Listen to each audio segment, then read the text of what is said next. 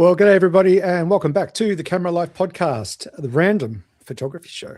It is Monday. What is it? It's already the 20th of July, and clearly the Australian Tax Office hasn't caught up with Castles yet. He's still here. G'day, Justin. How are you?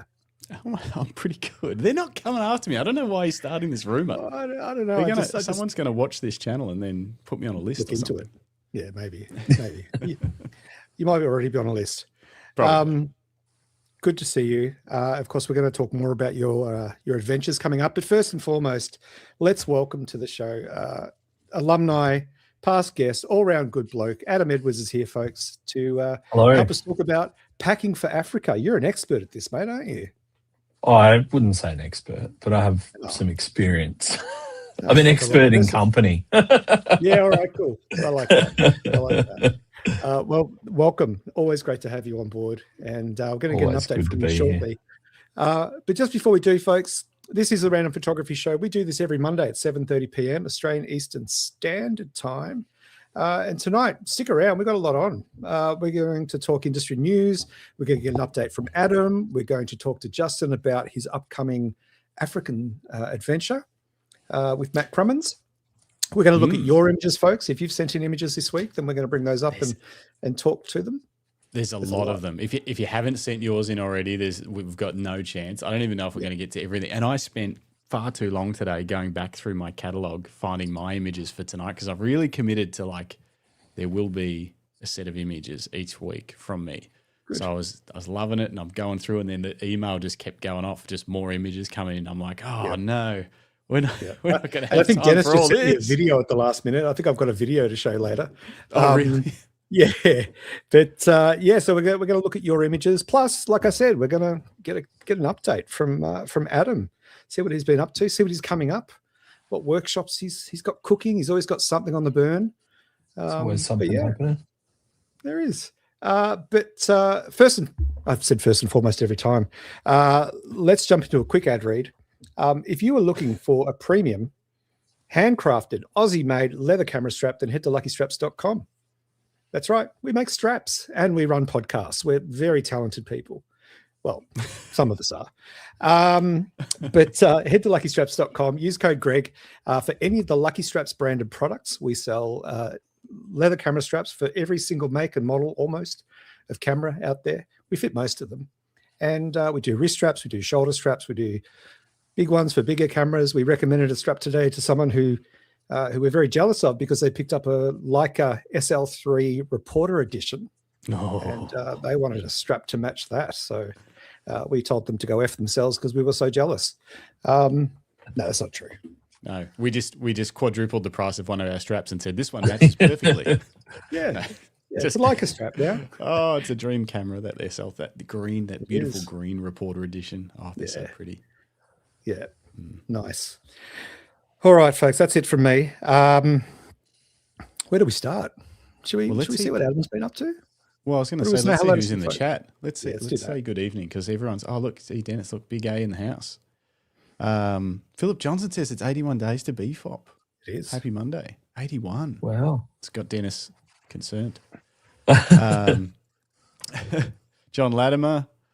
Good evening, Richard Mail, Rodney Nicholson, howdy caddies.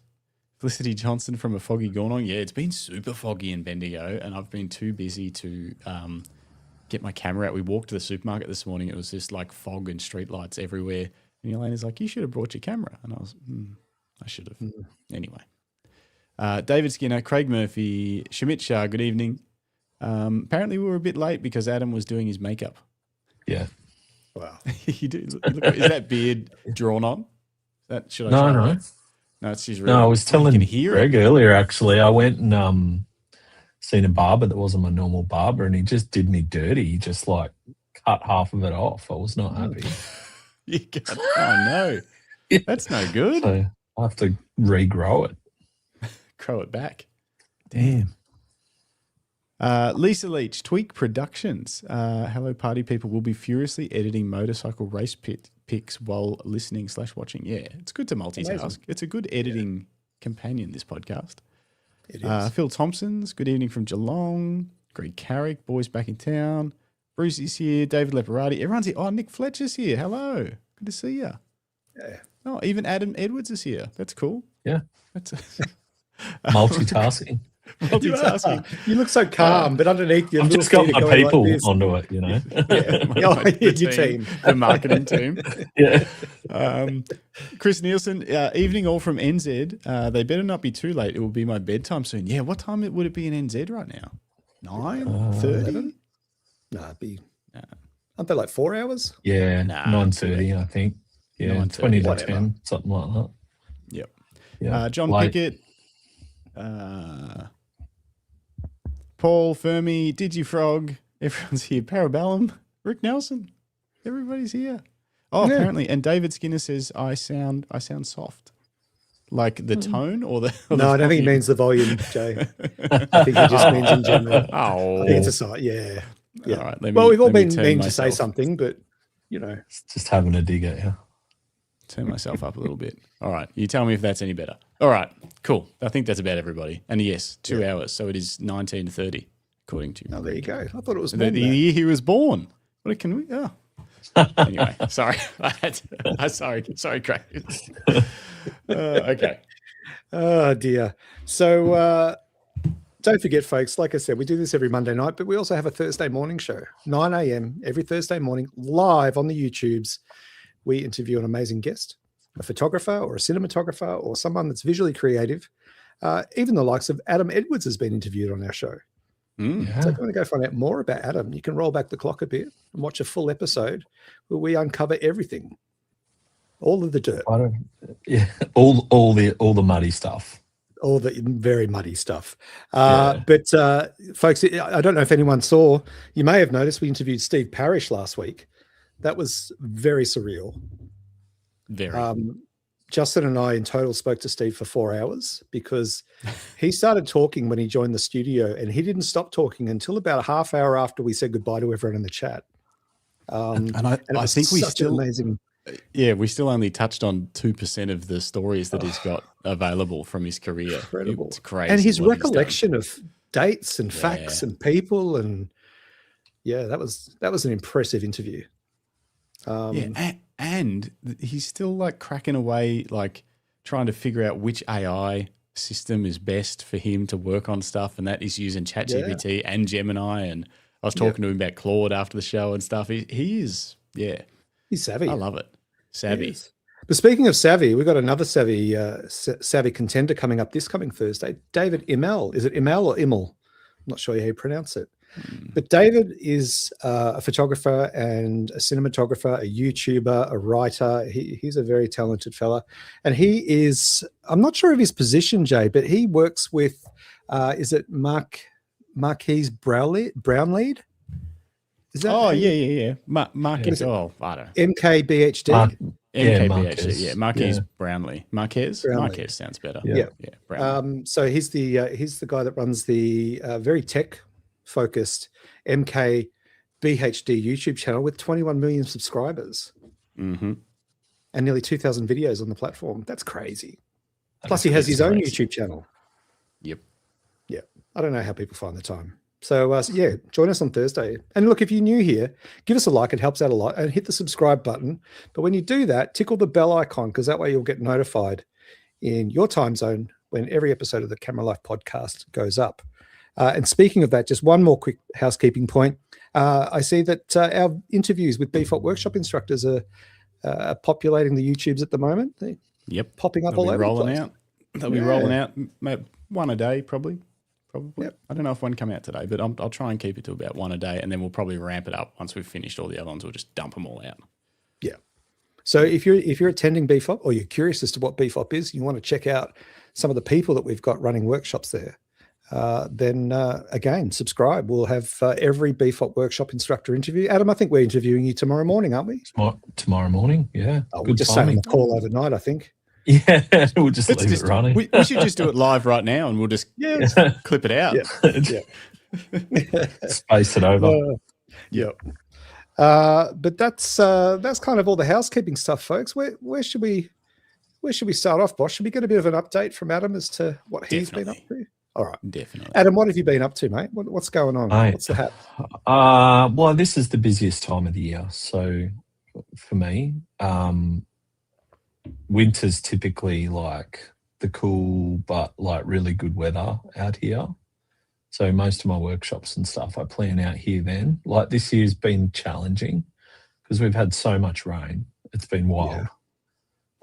So I've been doing lots of plan Bs and plan Cs to make sure that the clients get good stuff. So that's been keeping me crazy busy. What else is news? Got some new wheels. Bought a new car last month, which What'd you is get? really a Ram 1500. Oh, Big Daddy. nice.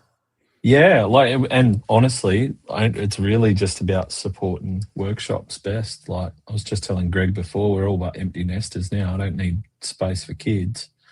So it's more about just, you know, the things that I do as small groups. So keeping 4 people super comfortable rather than squishing 3 across the back of a Ranger, which even though they're a big car, they're not a big car for you know, 3 adults in their puffer jackets and all the other stuff you have on in winter and whatnot. So yeah, that'll be a project. Like that'll probably take me 3 or 4 months to get back to the same level of setup as the Ranger that I had was to support workshops, like fridge and batteries and 240 volt power and Starlink and you name it. Amazing. What else? I've just I've pre-launched my Iceland trip for next year for July to go see puffins in the Highlands. Puffins. Yeah, it'll be heaps good, but there's only 1 spot left already, so I don't even know whether it'll actually hit the market. So it's just been too pre-sale. They're already gone. Yeah, just people that have done trips before or you know showed interest through my newsletter that I send out every so often. So that's really cool. Was a bit reluctant to do too much planning on overseas stuff with all the overseas stuff going on at the moment. You know, it's July next year now, so you know, even if things don't change in the Middle East, it'll be somewhat normal. So you know, it'll be just new normal. Just like Ukraine and Russia. I remember the first time I flew over to Sweden for my last job, because I flew there a bit, was just as the Ukraine-Russia war kicked off. And like they hadn't even updated the flight maps. They showed you on the plane that you were going to go straight over Ukraine to go from Dubai to Sweden, but you didn't. You had to go around the airspace. Like, it was. But now it's just normal, right? So sadly. What else is going on? Yeah, just heaps of stuff. It's just good. busy. It's good to be busy. Yeah, I'm pretty thankful to be busy. Better to be busy than not. I like even some commercial work too. I was a couple of hours away this morning for a few hours doing a job, and I've got a couple of mine site jobs coming up over the next few months. So it's good. That's very cool. When you do those sorts of jobs, when you do a job like a mine job, do you have to undergo any sort of, you know, precautionary training, or, you know, is there anything you have to go through before you can actually work on a mine site as a photographer or videographer? Typically, you'll do like a site induction. There's no real specific type stuff. Just depends where you're going and, you know, your skill set. Like I spent a lot of time on mine sites during my career in mining, so you know, you talk the talk and they realise that you just need an induction and all of your safety stuff. So, but I think if you were completely green, might be a little bit harder. Yeah, probably. I've been on mine sites completely green. Actually, I wouldn't say completely green, because I've been a fair bit around the rest, like the training environment. But then when I've never worked on site, you know, for duration to where you get used to how everything works. So I'm always very aware and very like, not nervous, what's the right word? But just like, I'm not just cruising around. I'm checking everything I'm doing and watching what other people are doing and making sure I'm in the right spot and all that sort of stuff all the time. It's not a comfortable place for me. So it is the thing that I've found is not trying to act like you know what you're doing if you don't. I ask people, I'm like, hey, Yeah. I'm not sure where this is, or I don't know, like, can you show me or whatever? You don't just sort of go off and try and figure it out on your own because you don't want to ask somebody and you don't want to look silly. Everyone's happy enough to show you around. Yeah. Yeah, and their job's to look after you, right? So, you've always got someone to hold your hand. It's good fun because I spent so long in the industry. It's nice to still be doing something in the industry. So, probably half a dozen jobs a year or so where I'll go do that kind of stuff. So, it's like there's heaps going on. It's crazy. And prep for BFOP is a big one because I put a lot of time in 81 prepping days. for that. Yeah. Mm-hmm. Yeah, I try to be super organised for that. Yeah. Just time in the field too. I sent Justin some photos just from the last couple of months. So Yeah, we'll have a I've look at been in those New later. Zealand too since we last spoke. Went to New Zealand for a holiday. Oh yeah. Yeah, that was sick. It was really good. Yep. Yeah. Very cool. Speaking New Zealand, our Brett Wood, who we interviewed a few months back now, he and his partner Lisa Milne, they're both going to be BFOP workshop instructors this year for the first time, which is amazing. Yep. But they run tours in New Zealand like you. They kind of tend to spend at least 3 months a year living there and running tours, and then they come back here. They were over there for a bit. They came back to Australia. It feels like they were only here for a week, and now they're off back in New Zealand already running more tours, because I guess this is the prime time to do it, right? Yeah, Brett's a good mate of mine. So I've been winter in New Zealand with Brett, and it's great. He's a mad awesome fisherman place. too. Yeah, he loves it. Yeah, he doesn't does. eat it though. It's the only person I know who loves to catch fish that won't eat it. Yeah. Wow. Crazy. That's cool. Toss them back. The thrill of the hunt. Yeah. Yeah. No, they'll be such a good asset to BFOP for sure. Yeah, agreed. Yeah. Absolutely agreed. Amazing, Adam. Well, you certainly got a lot on. And yeah, BFOP's, 81 days away. And, no doubt there's lots on between now and then too. Yeah, I think 4 workshops, something like that. I had my calendar up earlier. 4 workshops till BFOP. That's how you count it down. 3 workshops. That's cool. All right. Hey, Jay, should we have a look at a couple of quick images to get going? Why don't we look at Adam's images? Yeah, maybe we should. And maybe Adam's is a great way to start because he's awesome. Let me pull some up. Yeah, we got so many images tonight. I've seen the list in the sheet. I'm like, it's a lot of photos.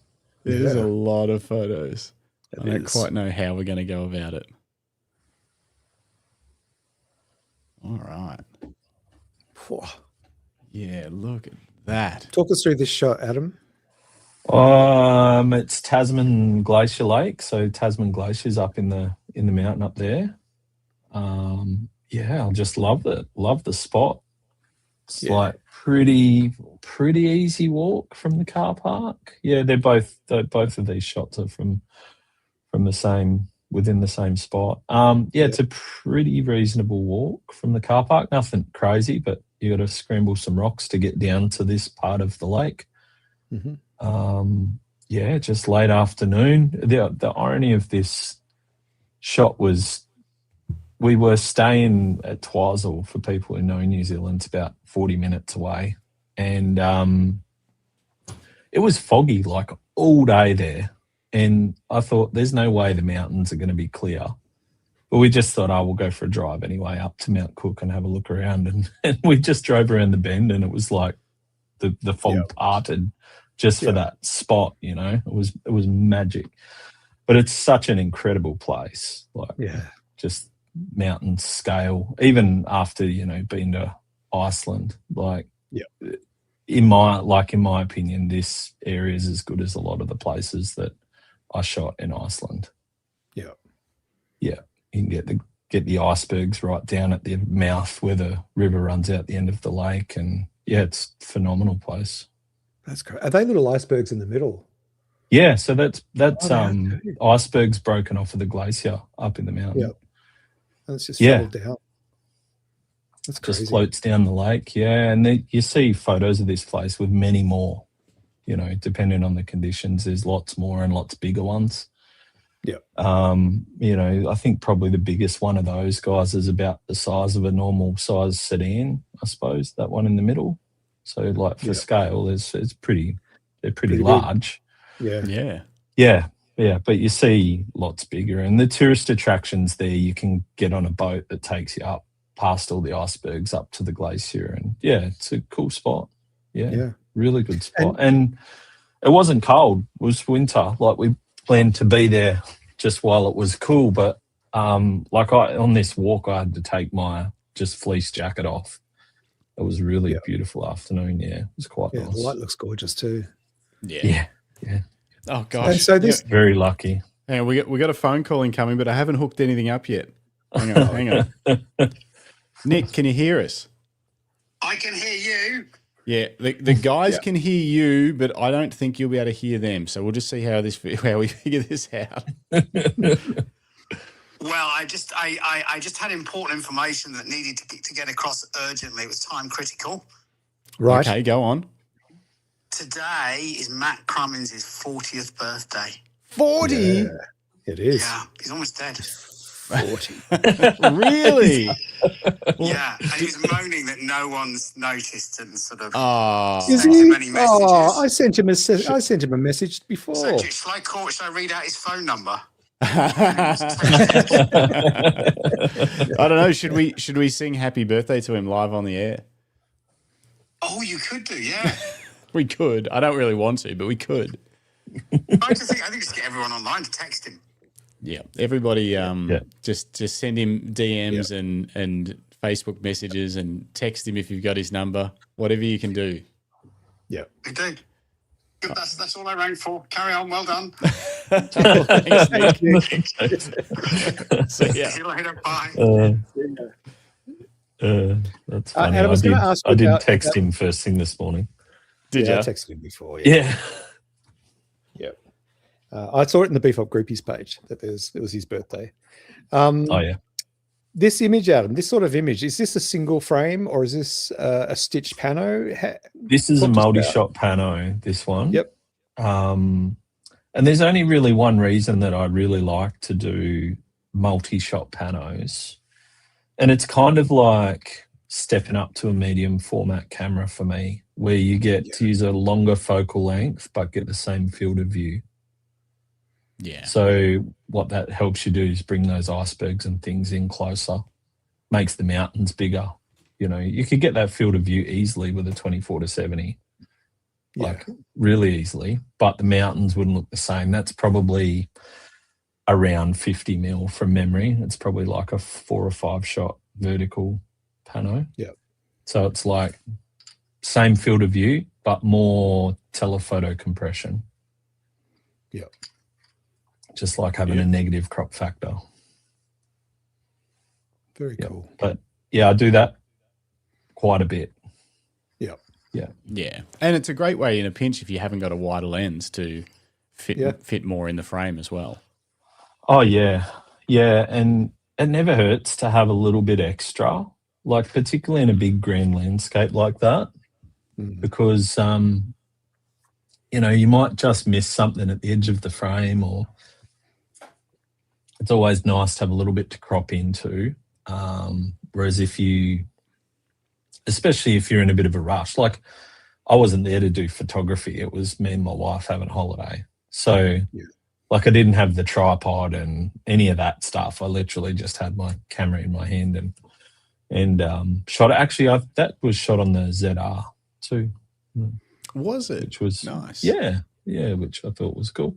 I just took a small camera and just took some photos while we were there. So when you're in a bit of a hurry or you're time bound, I think it always helps to shoot more than you need. Yeah, definitely. Yeah, that's good advice. Yeah. I think this one's a multi-shot pano too. But this one is a multi-shot pano to get the field of view out at 24 mil, like Justin said. Sometimes it's just not quite wide enough. Yeah. And this is like my most favourite place on earth. Where is this? Mungo National Park. I've even got my Yeah, so even repping my Mungo jumper tonight. Yeah. Yeah, I saw the Mungo jumper. That's cool. Yeah, it's my Mungo workshop jumper. It's honestly, it's one of the most incredible places you'll ever spend any time. So this is it's a long story, but this is the eroded lake edge of an ancient lake, Lake Mungo.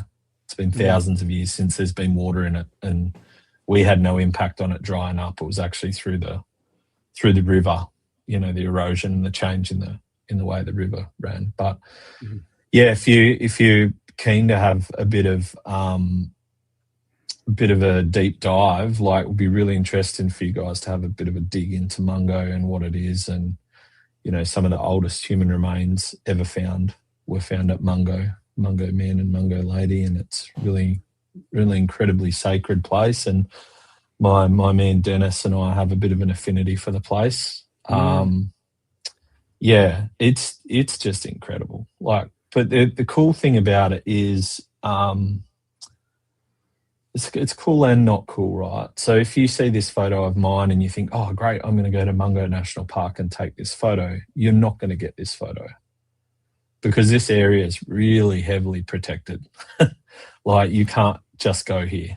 You have to be with a guide. And like, I'm a guide, which was what I did with some of my COVID time. I put in downtime. I thought, well, I'm going to make some good use of the time. And it's a really long, drawn-out process, probably closer to 2 years than it was 18 months to get it all, like lots of meeting people, meeting elders and all sorts of things. And, like, I don't regret it at all. But I could take this photo like a 1,000 times and never get sick of it. Like, you'll see, I've got probably 50 good versions of this image in some way or other, and I just love it. Like, it's just, it's just the most incredible place. And yeah, I'm not a big spiritual person by nature, but this place has something about it that pulls people back over and over again, when you go there and spend some time there. And it's amazing. It's a really incredible place. But that erosion and, it goes without saying, it's a pretty unique landscape to photograph. Yeah, absolutely. Looks like you're on the surface of the moon. I was going to say, it's otherworldly. Yeah, and it's forever changing. So while most of these lunettes, they call them, don't change heaps, the erosion is really constant. So as someone who visits really regularly, I think I've been about 6 or 7 times this year now. Every time I'm there and it's rained, I can see a new gully or a new crevice or a new piece of this monument or this lunette fallen down. And, that's one of the coolest things about it is it's just forever changing, like constantly changing. So this was one of my plan Bs this year is we actually got rained in at Mungo because there's no sealed roads there. It's like 40 minutes of unsealed road no matter which way you go. Yeah, and we got, 15 or 20 mils of rain one night and we just had to stay for an extra day. It was, there's worse problems to have. Yeah, that's true. Yeah. Heaps of good arid land wildlife too, which is one thing that probably goes a bit unsaid about Mungo's. Lots of good kangaroos, emus, but like pink cockatoos and a lot of inland birds and things like that. You could just spend a lot of time there. Wow. Amazing. Pretty great spot. Yeah. This one is the Menindee Lakes. So it's about an hour from Broken Hill, give or take. I put this shot in because I loved that it's not that traditional, what an awesome sunset. But by just thinking outside the box with what you might feel were underwhelming conditions and chucking some filters on your camera, you can create something completely different. Yeah. Like if I would have took this shot without filters and it was just a 30th of a second, blah, blah, blah, it would just be the most underwhelming shot. But by chucking a polarizer and, you know, some ND filters on to get a few minutes exposure or whatever, it was probably a minute, I think, from memory, just completely changes it, makes it feel really thoughtful, makes it feel really purposeful, calculated, feels more like art than it does just a snapshot, which I really love. And when there's moody clouds around, a long exposure, man, it's just like a no-brainer. Yeah. Yeah. I love the easiest color choice. palette too. Like me too. How much movement there is in the clouds overhead, but obviously less movement noticeable in the like the clouds above the horizon line where the trees are. So it sort of really drags you in and well, those were like low. No, those clouds directly at the top were much lower and moving really fast. I've got a tip for doing a color palette like this, actually, is my goal when I edit is always to make the world look like I saw it, you know, and people have heard me talk about that time and time again. But sometimes like your camera doesn't capture what you saw. And one of the tricks that I've found with these moody scenes is to overcool the image, like go way much cooler than you think. And then it looks blue and crazy. But then just smash the saturation out of it, like go like -30 saturation. Yeah.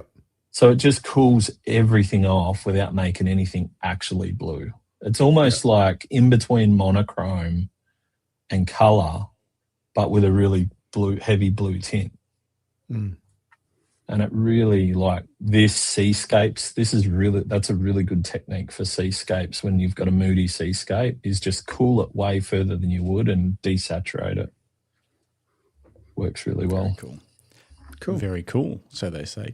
Tweak Production says, loved visiting Menindee Lake as a kid. The sunsets were always magic. Yeah, great spot. Oh, and John Latimer had a question about Mungo. Will they eventually just erode away to nothing, or will they be there for hundreds of years? They'll be there. So it's sedimentary. So like the oldest layer that's uncovered at the moment is they call it the Gol layer. And it was last topsoil on Earth between 80 and 100,000 years ago. So yeah, it's great. It's mind-blowing, right? Because you can go stand on that bit of red dirt that is, you know, was 80 to 100,000 years ago. But I guess the answer is probably not in our lifetime, because as the erosion comes down, it goes back further into the ancient lake edge. So there's still hundreds of meters of erosion to happen before that won't be anymore. You know, the more that it erodes, the more the new lunettes are created as it digs further into the lake's edge. Yeah. So not in our lifetime. This one's different for me. Yeah. I really like this photo. And I do too. It's one of those ones that I like old stuff. That's the first reason I love it. I love the color palette in this. It's like warm green, blue, like it's just got this really beautiful set of colors in it. And this is actually a place between Broken Hill and Adelaide, so it's about an hour. Oh, and there's a rainbow in that you can just see. That's what I was going to say. The rainbow is what takes it to just next level. Yeah, there is a rainbow in there. It's an old rail town called O'Leary, and you drive past it and not even realise how cool it is photographically. These houses are like 50 metres off the street, and there's probably half a dozen houses and sheds there that are completely abandoned, like walked out of, where there's still bookcases full of books, and literally just like someone just left and never come back. And I almost always I save this one for the big workshop I do during the year, which I call Best of Outback. But only if the people on the trip are into old buildings and things. Yeah. So yeah, sort of once a year or so, we drive out here and do an afternoon and sunset, and it's a phenomenal place. Particularly if you love old things. Like, I could have included a dozen shots from this place from this year. That just are really interesting, like an old engine block sitting on the back of a veranda in really harsh light, casting a shadow, and it's just really interesting photographically. Dennis just said in the chat, it's like a movie set, which is so accurate. Exactly. Yeah, it's super cool spot. So I just loved this shot. And I've got a really good shot of this from the year before with a much closer zoom of that white bit of rag on the Hills hoist. And it's just sort of blowing in the breeze and everything else is just awash. Yeah, that's really cool. But I really liked this sort of wide version. Yeah. Bless you. Thanks. Gosh. I love it. I think it's an amazing photo. Yeah. It's hard to go wrong with old things, right? Like you can just wander and explore and just, take cool shots of old things. Yeah. So I really love that spot. I don't know why. I do know why I love this shot, but it's pretty simple photo actually. It's shot well after dark. Like I think I was at ISO 6400 on my 70-200 at 30th of a second. And it's just like that tree that far after dark with the light sort of just coming from the last glow in the sky, just like a beacon. Yeah. And super easy, thoughtless shot, to be honest. It's like, that looks cool, I'll shoot that. And I had my 70-200 on. Can't even remember why, which I do a bit when I do workshop stuff. Like I don't regularly shoot for myself. Like I'm normally wandering around taking pictures of clients or whatever. And I grabbed this shot and just thought once I'd put a really quick black and white conversion onto it, that's really cool. It works really well because the shallow depth of field, because it was super dark, it was wide open. And it's really clean around that tree because that tree's like a spot where people drive around and park to the edge of. So it doesn't have lots of sticks and stuff around it, so it feels a bit isolated almost.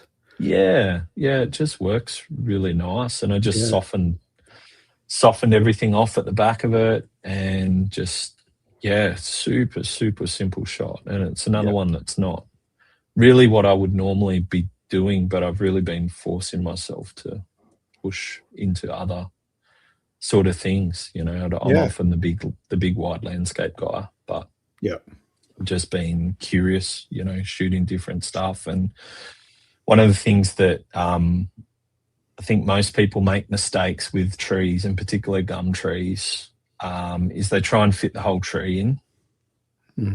And it just never works.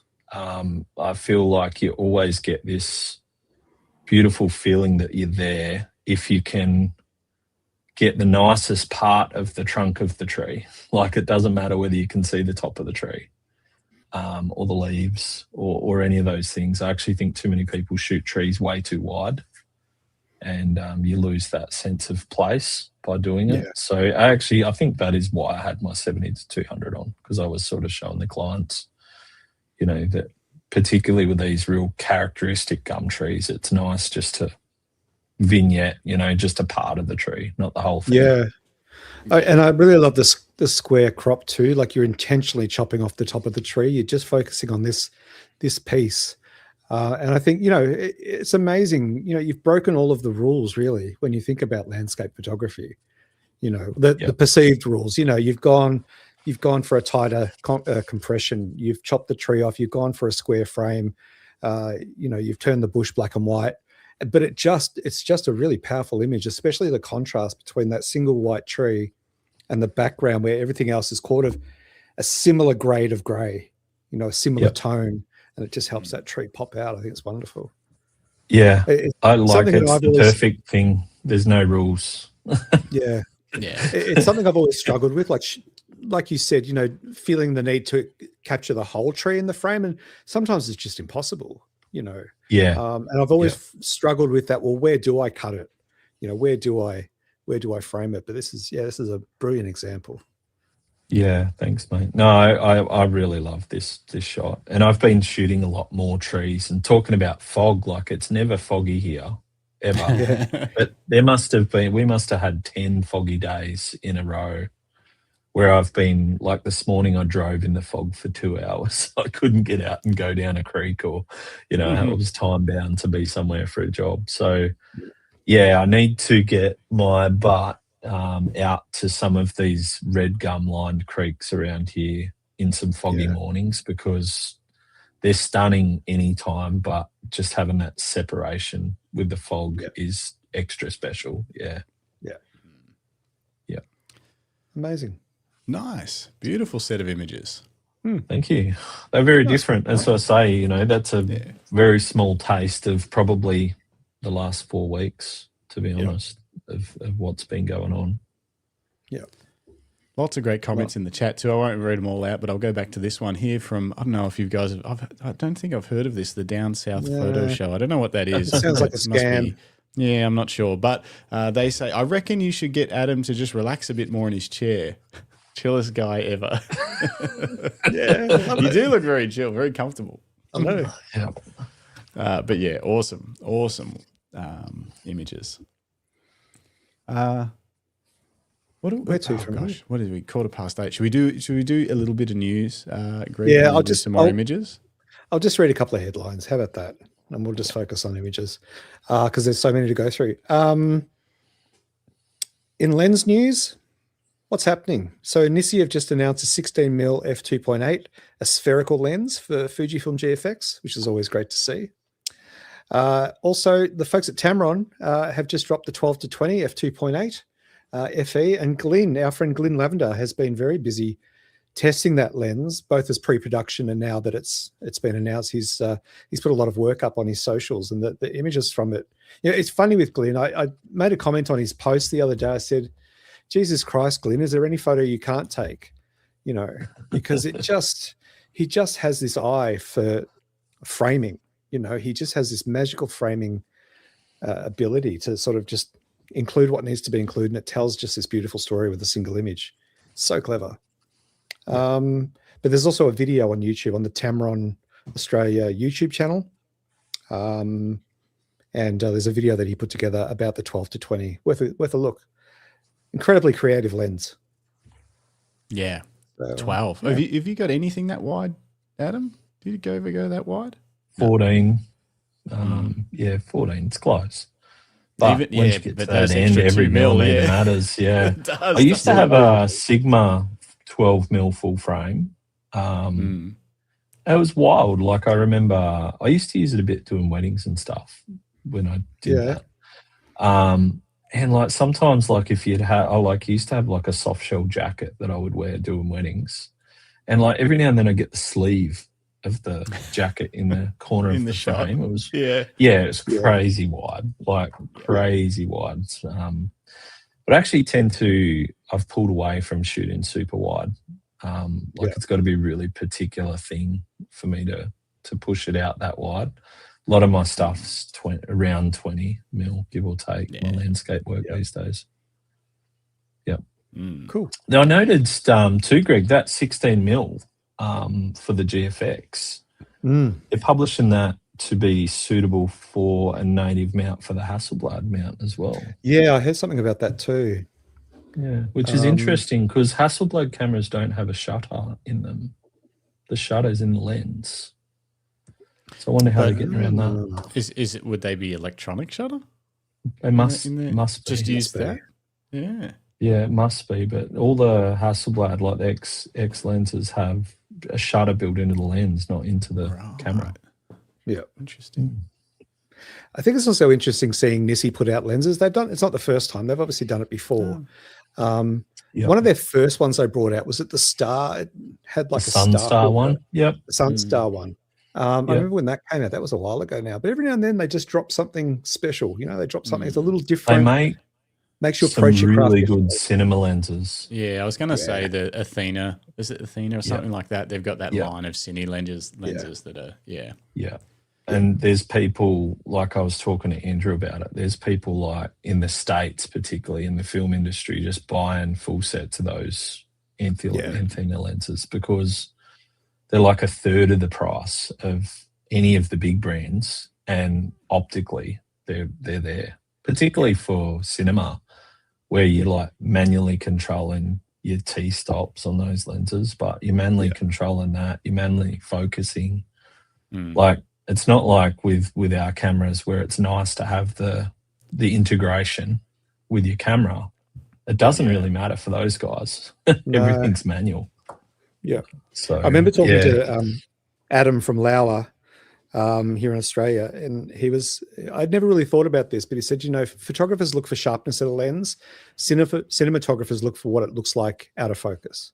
So they look for the softness side of a lens, for that character that can be, because out of focus adds cinematic quality to stuff. And it's interesting. Yeah. Bruce, Even the way the Nissi light cinema blooms lenses are very clean and clinical. Yeah. Ooh, there you go. Interesting. Not as much character. Thank you, Bruce. Yeah. And in camera news, Fujifilm have just registered another patent for a new camera. I don't know if it's a patent or if it's one of those things where they have to do to register for Bluetooth and Wi-Fi connectivity. Often that gives away a camera that's coming out soon. This is really funny. It's either going to be, according to the rumor site, a Fujifilm GFX 180. It's a 180 megapixel camera. Apparently it's the first I've heard of it. Or the X Pro 4, which I know, Justin, you're keen to see at least, maybe play with. Maybe buy. Maybe buy. Maybe buy. Maybe buy. An X Pro 4. So that's interesting. In other Fuji news, Instax Mini 99 Silver Edition launched. The Instax range continues to power ahead and fund most of Fujifilm's corporate lunches. It's just a license to print money, those things at the moment. They're building new factories. Products are going out of stock because they're so popular, which is amazing. What else? Light Lens Labs. Apparently working on a future long-term film camera project. So Light Lens Labs makes premium optics, often to replicate some of the older Leica glass and sort of lenses associated with older Leica camera models. But yeah, apparently they're working on a film camera, which is exciting to hear because we need more film cameras. And we've been talking about it a lot lately, where we just want to see one of the big companies just push out a film camera and just see how it goes. But no one's been quite willing to take that risk. So interesting to see how that goes. Justin, can you bring up this one? It's the Kodak EC35. Yes.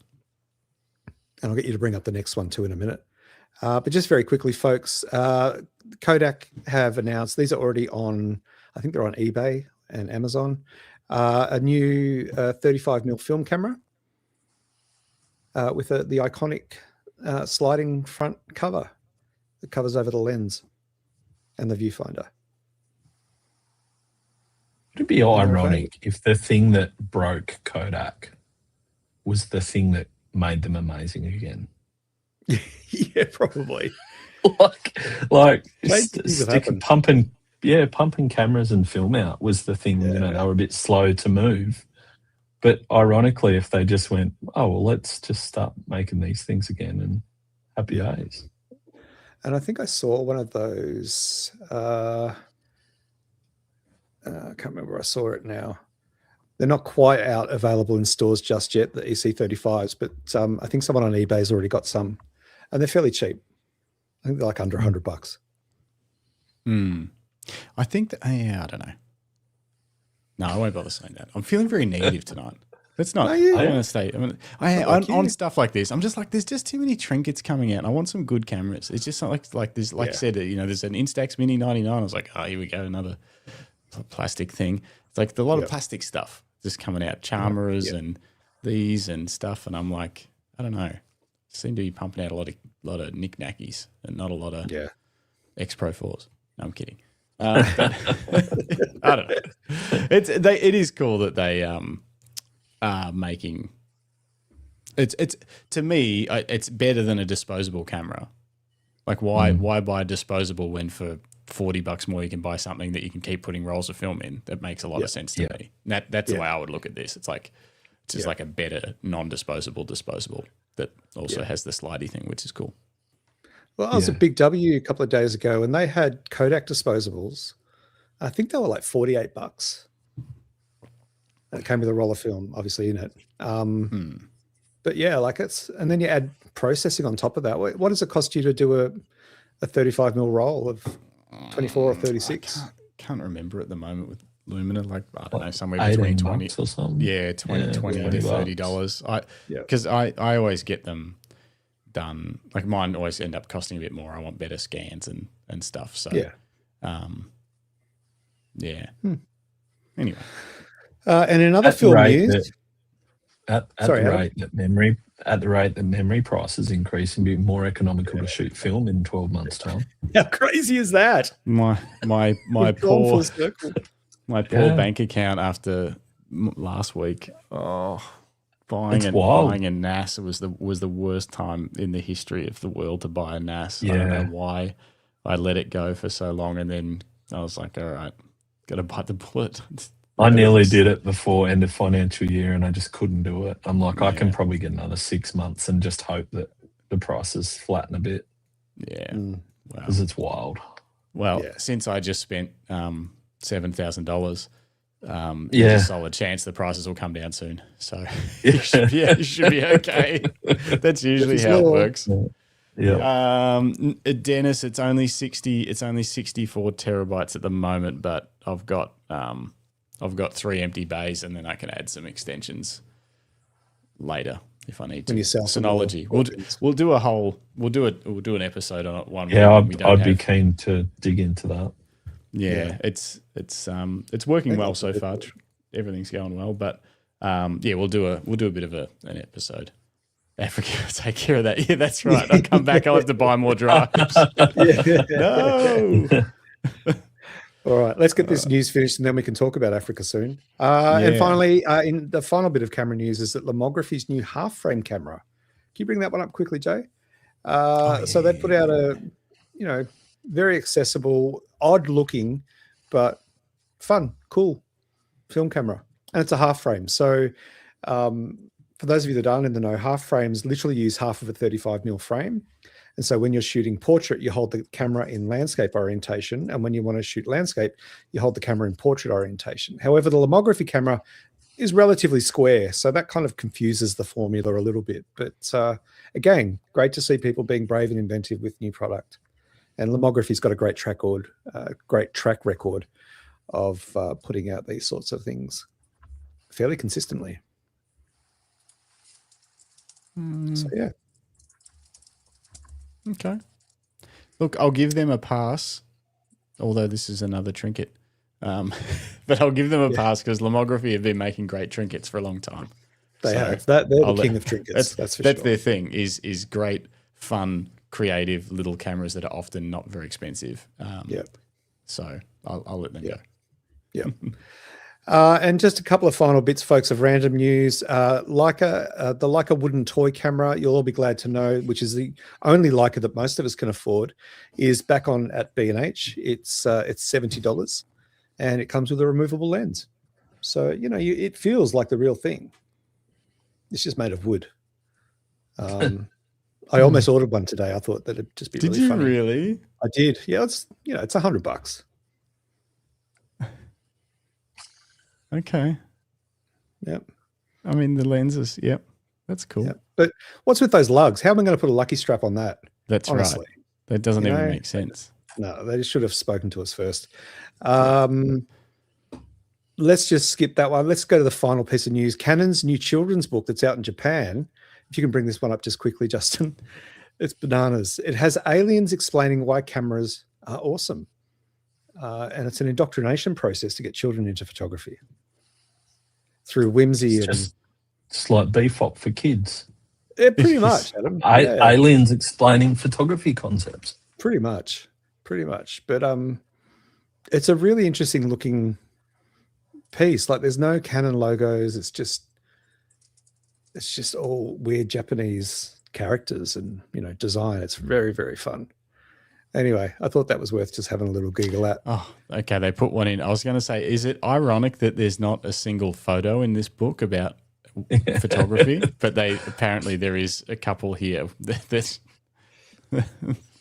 Look, the Canon has plane tracking and bird tracking. I know. They say cool. It's the fastest in all of the universe.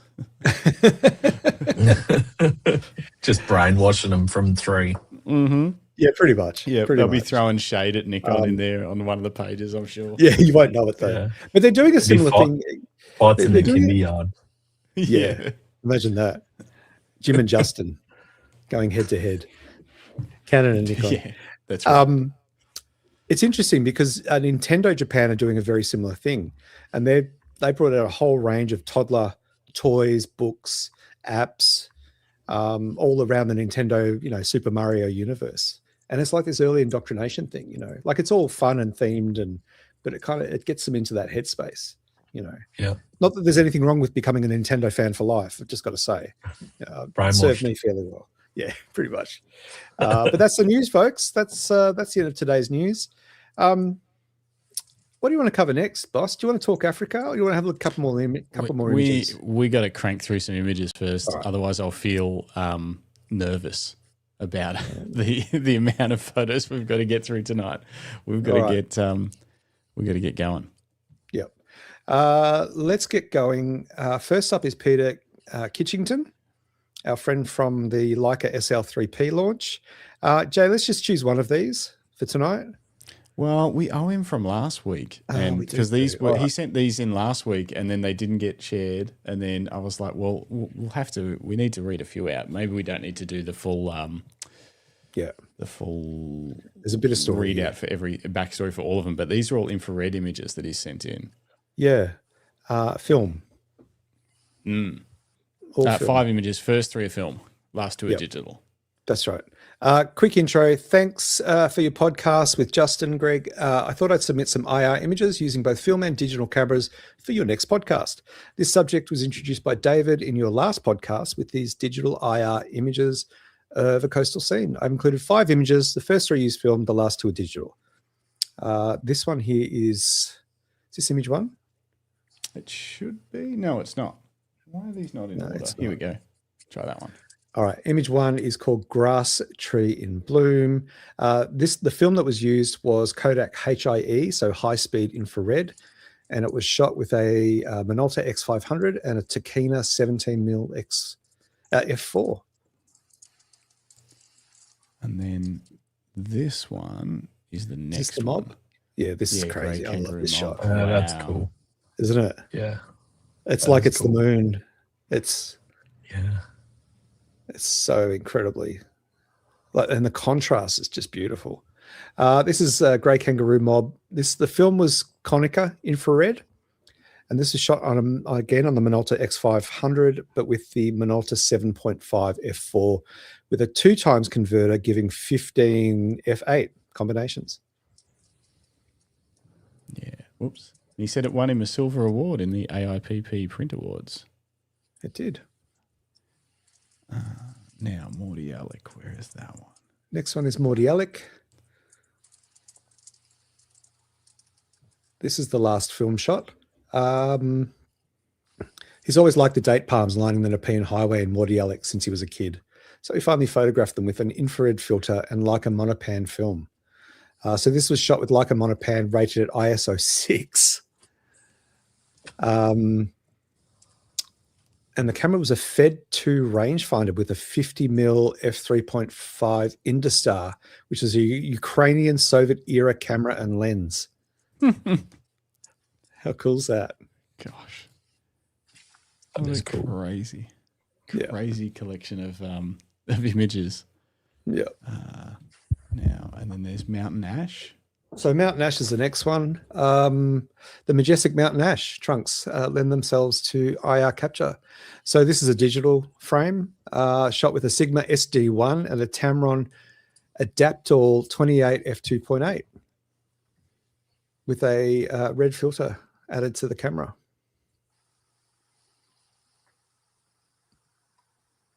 Incredible. And then this was the coastal Banksia. It is indeed. Image was taken during a camping holiday in the Lakes National Park in Gippsland.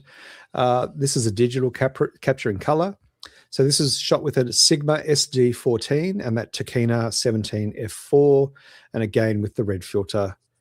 And look at those colors. My God. Yeah. I really like that, hey? Yeah, same. It's got such a cool feel to it. Can't wait to get my camera converted. I hope When you've I printed finish- that one, Peter. When I finish paying off my new NAS system. Yeah, there's only so many organs you can sell, boss. I know. Yeah. And then so he sent through a heap of. I just want to find there was a. This one. This was a shot that he used, the same camera that Wayne Rogers said was his zombie camera, which I can't remember what that was. Oh, I don't have that listed here.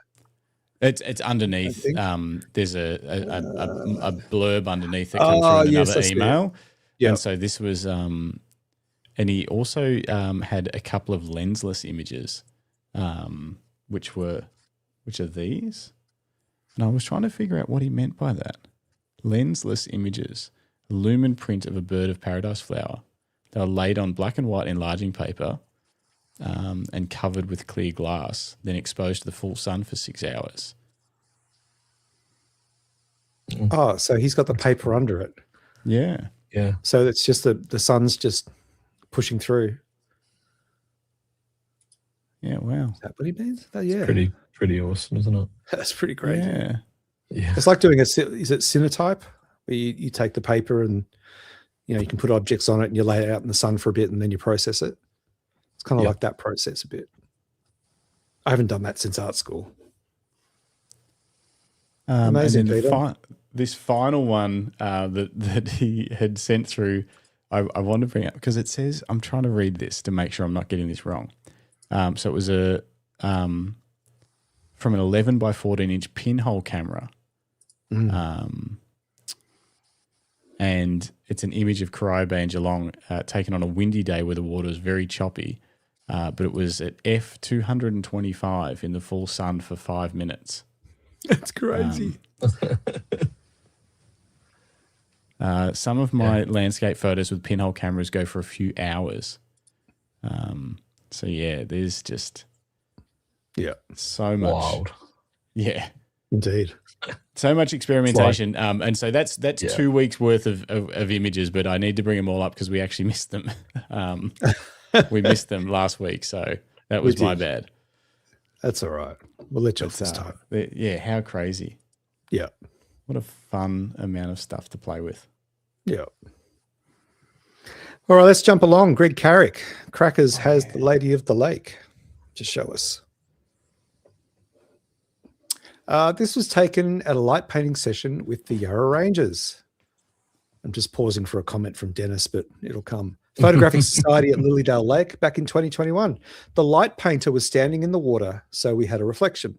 It was by chance, not design. The image worked out to resemble a figure dancing. Yeah, it does.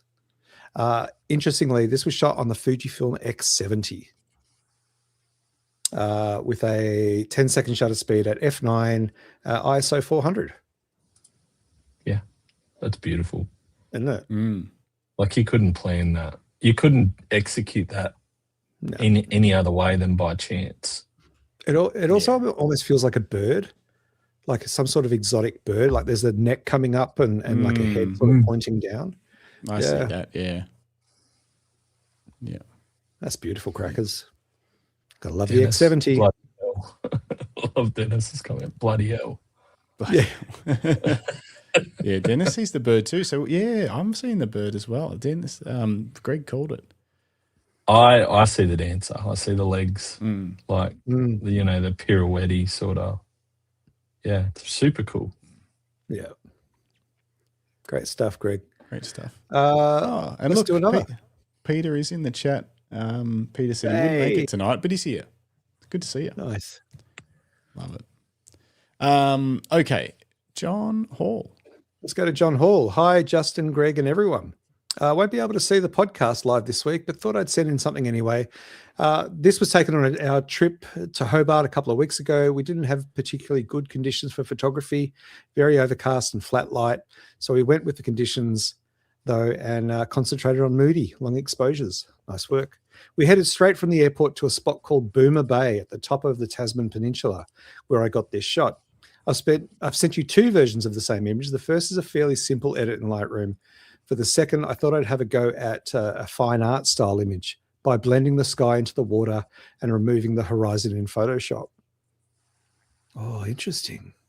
That messes with your sense of depth, doesn't it? Doesn't it? Yeah. Yeah, It's wow. cool. Cool, John. Not sure what to make of it, but I think I prefer the original, but it was an interesting exercise, and good on you for trying it. Before Justin asks, it does look good in black and white. However, in black and white, you lose the subtle green hues on the shed, which I think add to the cold, moody feel. This was shot with a Nikon Z6 III, a 24-120 f4S at 57 mil, f16, 30 seconds, ISO 100, and a 9-stop ND filter. Cheers, John. Thank you, John. Yeah, I love it. I Great kind of photo, like this. yeah. Yeah, so this is the experimental edit, Yeah. fine art style edit, and then this is the original.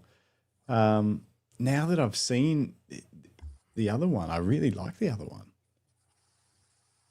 It's Yeah, it changes it completely, doesn't it? Like It's it a- just it's an album cover. It's a movie poster. Yeah. yeah, very much. Yeah. And It Dennis said just needs some sort of horizon for me. Yeah. Like it's so cool, but even if it was just the slightest hint to give you a bit of perspective, like so it doesn't feel like you're lost, but it's so good. Like I've done a bit of stuff with John. He's a great photographer.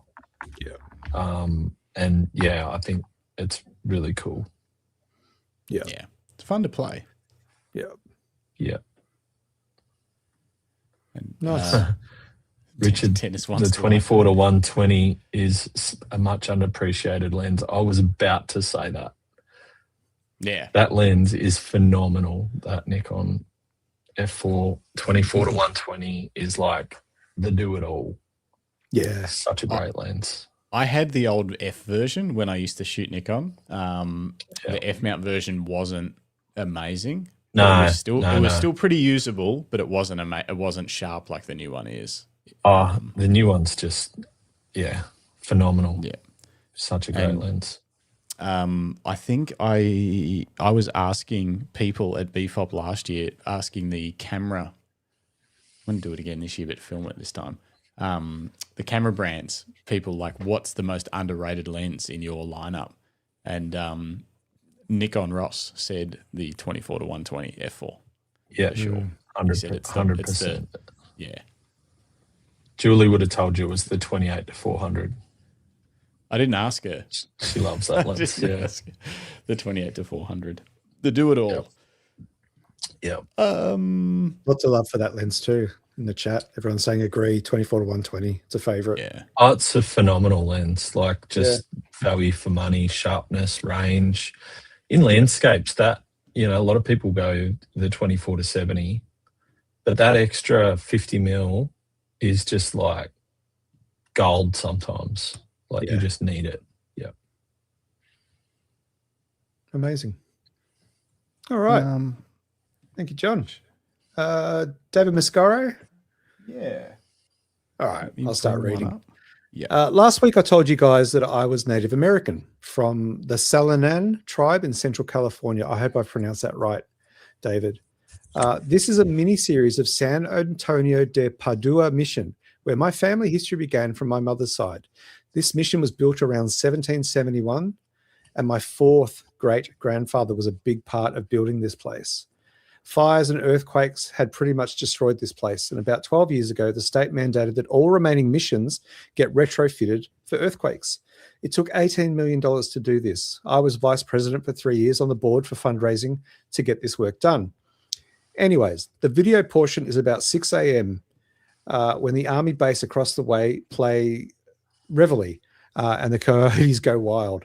I spend the night out there sometimes just to hear this. If you don't have time for the video, no worries, you don't have to play it. The wildlife is insane out there.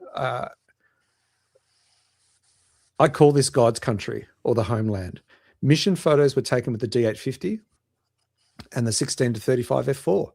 Sorry for the long-winded email. Have a great show, guys. Not gays, guys. Sorry. I had a gaze on He's the talking to you, Justin. Yeah. Amazing. Thank you so much for sharing that. Thank you, David. I don't know if I can play this video because it's vertical that easily in this sharing screen, so we might not be able to play it tonight, but the images are beautiful. Yeah. Look at that sky. What a cool story, though. Like, how many people have a link to their family history that strong? Not too that many. far back. Yeah. Yeah. There's a face in the top of that image. Can you see it? Oh, I can now. The coyote. Yeah. Like directly about, like up here. Yeah. Yeah. It's creepy. It is creepy. Out. Yeah. Amazing. Thank you, David. Super cool. It's funny because the Davids, so often these end up in order, in the order that they get sent in. They're not. It's not always perfect because who knows what happens, but usually it's in the order of the people that email me, and the Davids are always next to each other. It's quite funny. So shall we look at David Leparati's shots?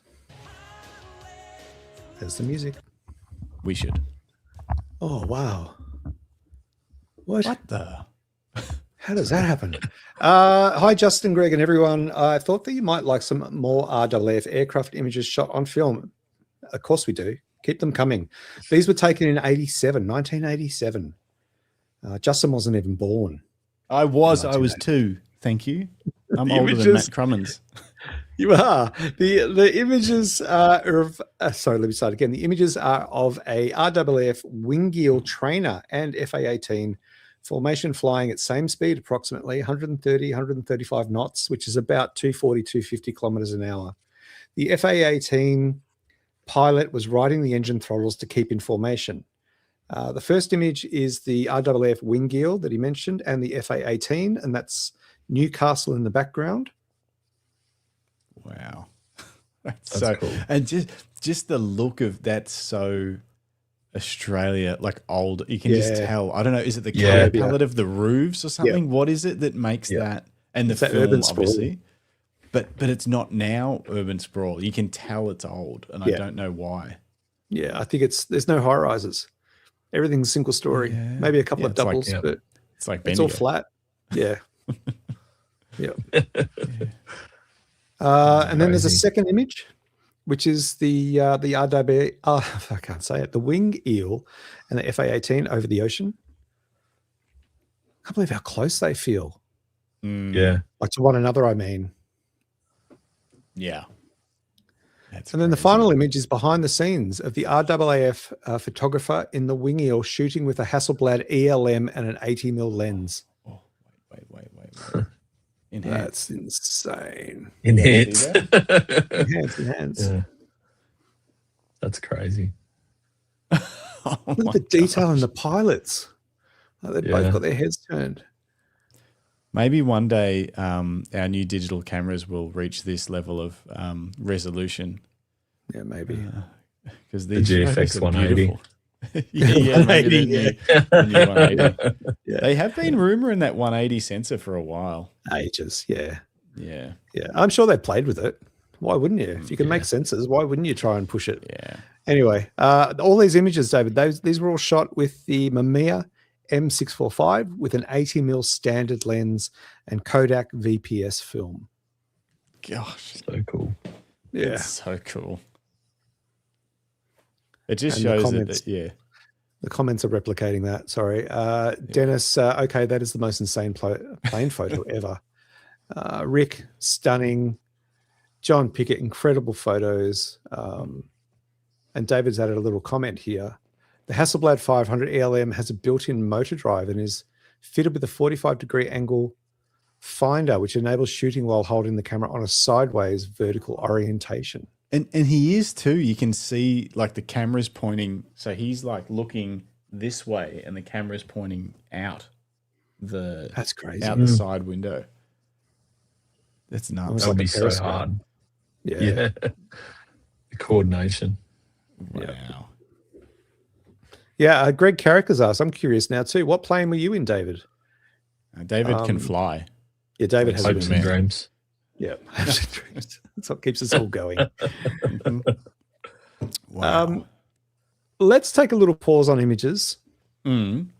Let's have a quick discussion about Africa and packing for Africa. First and foremost, I think I want to hear from you, Justin, what your initial plans are about what gear you're going to take, specifically, obviously, cameras, lenses, and then accessories, tripods, what bag, that sort of stuff. And then I want to get Adam's take on, what he recommends to people attending workshops that are going on a similar expedition. So over to you. All right. Before I start, David Leparati was in another wing eel, so he was the same kind of setup. I guess that's the photographer's plane. They don't get to take the jet. Not this time. All right. So should I just run you through what I'm planning on taking and give you a quick why? Is that the best way to do it? Okay. Yeah. All right.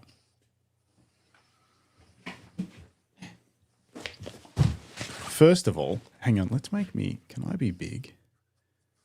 How do You I can be be big? whatever you want, big boy. Here we go. Ta-da. I'm bigger.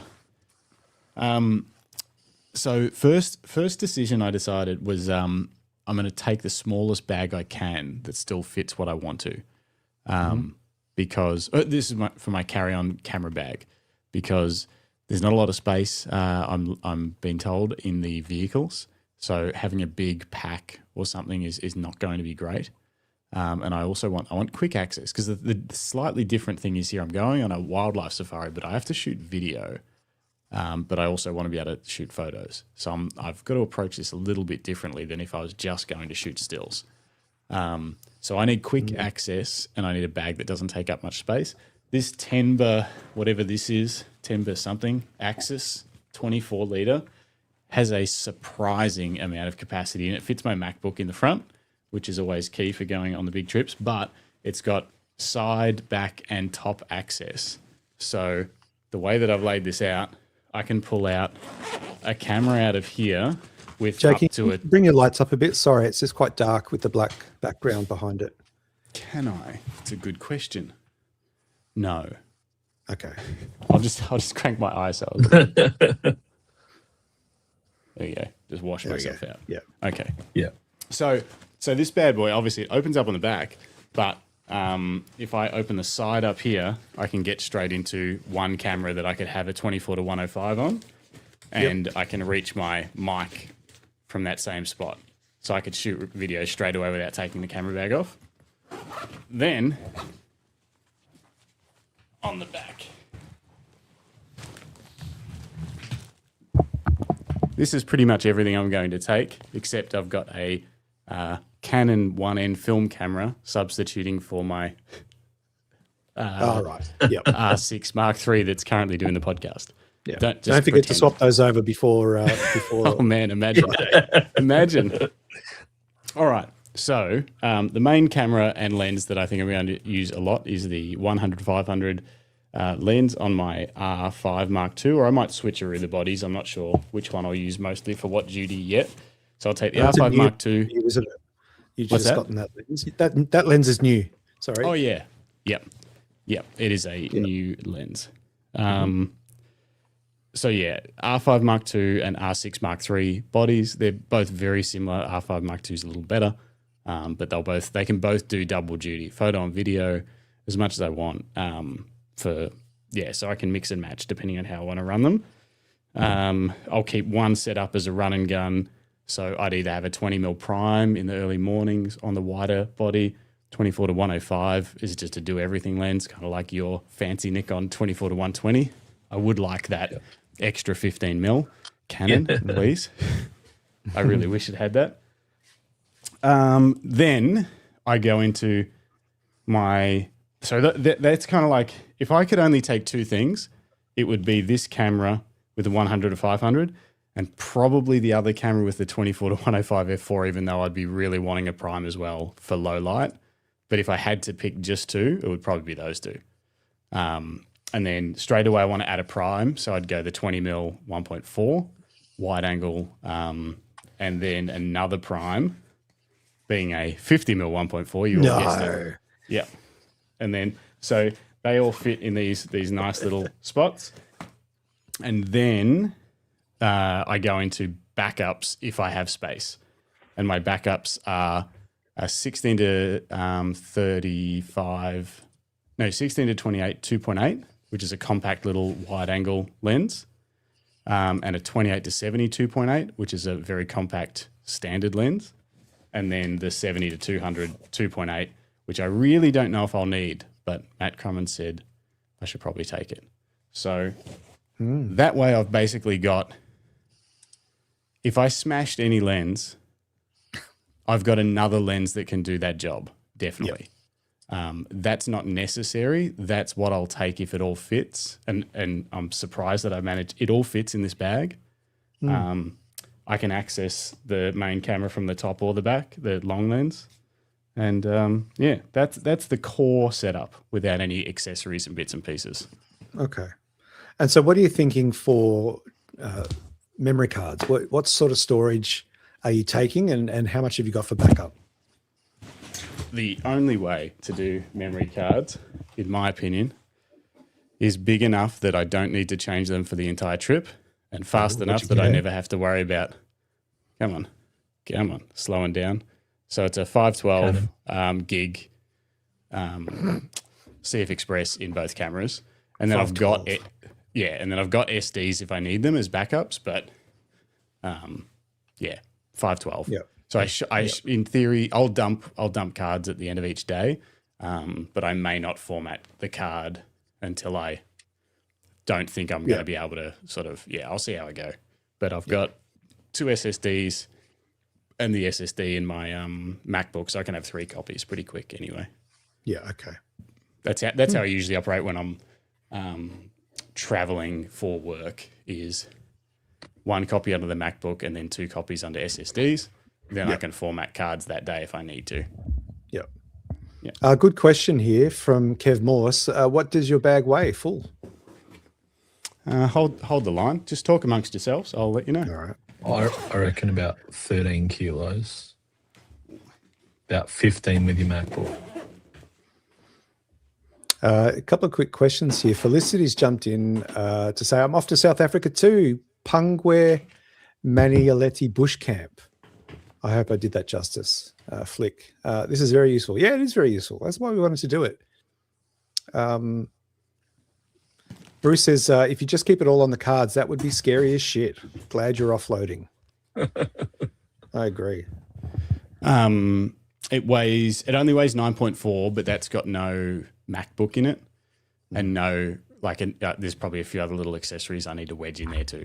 But it's pretty amazing what this Canon RF gear weighs for the amount of lenses I have in there. Yeah, and the fact that it fits lenses in there, everything is so much smaller than the traditional, like the EF series Canon stuff would have taken up. Yeah, that's a 24 litre bag. It would have needed to be a 45 litre bag, and it would have weighed 6 more kilos probably. Yeah. Now, just before we get Adam to weigh in on his thoughts on your kit, Dennis has asked a couple of times about ND filters. What is your plan with your filters? I've got 2 variable NDs and a 3-stop. That's enough for me to. So the Canon system is pretty sweet. All my primes and compact zooms, those compact 2.8 zooms are all 67 mil, and then the longer lenses and the 24 to 105 are all 77 mil. So I can swap NDs between lenses really easily without carrying a giant set of various sizes. I would have liked to buy the new Nissi Super Mago Mag thing. jet rocket filters, Jet rocket powered rockets. filters. But after buying that NAS and this long lens, it's just I'm like $700 for a variable ND. I can't do it, Nissy. I need more time to come to terms because I need two of them. I need the 77, which is the 82, and then I'll have to get a 67 as well. Yeah. And I'm just like, Well, if you I get can't. Jet Mag, you use the same filter, just different adapter rings. So No, they do a smaller jet mag for the 67s, and because otherwise I'd have an 82 on the front of a 67 lens, and it's just I don't want to have those giant step up rings on all my small lenses that they wouldn't then fit in this bag. You know what I mean? So yeah, fair. Yeah. All right. Yeah. Well, I think that's good. Adam, you're the expert. You've been there before. You know your way around a camera bag. What do you think of Justin's kit? Yeah, no, it's good. Like, there's hesitation there's apprehension. Well, two bodies is a no-brainer, right? Like, and I do the same thing with memory. So, like, bang on. So, when I do those kinds of trips, I have 2 terabytes of CF Express cards. So, I have 512s as well. So, I have 4 of them. Wow. That's like the cost of a small house in Adelaide. Not when I bought them. No, same. These were so good when I bought them. I think they were like $300 each when I got them or something, $250. So I think like bang on there. Like you probably I reckon you probably might be making it a bit more complicated than it needs to be. Most of those lenses won't come out each day. If that's what you mean. I don't think I'll take them all each day. It's the reason that I want them is, and you know what it's like run and gun video. Once you get into the situation, sometimes certain lenses are just far more useful. Like if I find that f4 is a bit too slow for the mornings, but my 28 to 70 2.8 is a really good mid-range, like for the sake of taking that. I think I'm going to have plenty of weight capacity in my main luggage, and it's a hard case, so I'm not scared about putting lenses in it. And then the fact that, what if I do drop the 24 to 105 and then I don't have a standard zoom to shoot video with? So having a backup for that, and then having primes for low light. I don't know. I know what you're saying. And if I had to pare it down, there's 2 lenses that I'd take and I'd just deal with it. But I think that's my overall experience. So like you'll probably not, if it's similar to how I've run my trips, you'll probably be not in and out your bag in the vehicle. Like you'll likely grab your 2 cameras out with the 2 lenses you're going to use for that part of the trip, and the bag will be in the back or under the seat or whatever. So I wouldn't stress heaps about that, but I don't know how many will be in your vehicles neither. I don't know, but it's good. I think that Matt said it'll be tight. He's like, there's not space to bring heaps of stuff and move around and stuff in the vehicle. So like that's why I want that small bag. And I've got a lens. So the bag that I take, everything's got double duty. So what I pack my lenses in my hard case is a top loading lens pouch that I could take as its own bag if I needed to. That's quite compact and vertical. So if that sat between my feet better in the vehicle, I could just take that instead of a backpack, and it could have a couple of lenses and some accessories, and kind of not have to have a backpack in the vehicle. So it's got all the stuff that I would have. Like I did that YouTube video last year, which was a wrap up of what I took. And the summary essentially was like a 24 to something is a great lens to have just no matter what. And particularly if you're going to come across like elephants and stuff in close quarters. Like one of my favorite shots from my Kenya trip was on my 24 to 70 at 24 with an elephant like right there. You know, that really wide perspective. And I had a 100 to 400, so similar to what you've you've got. But I was lucky. Nikon sent me that fancy 400 prime as well.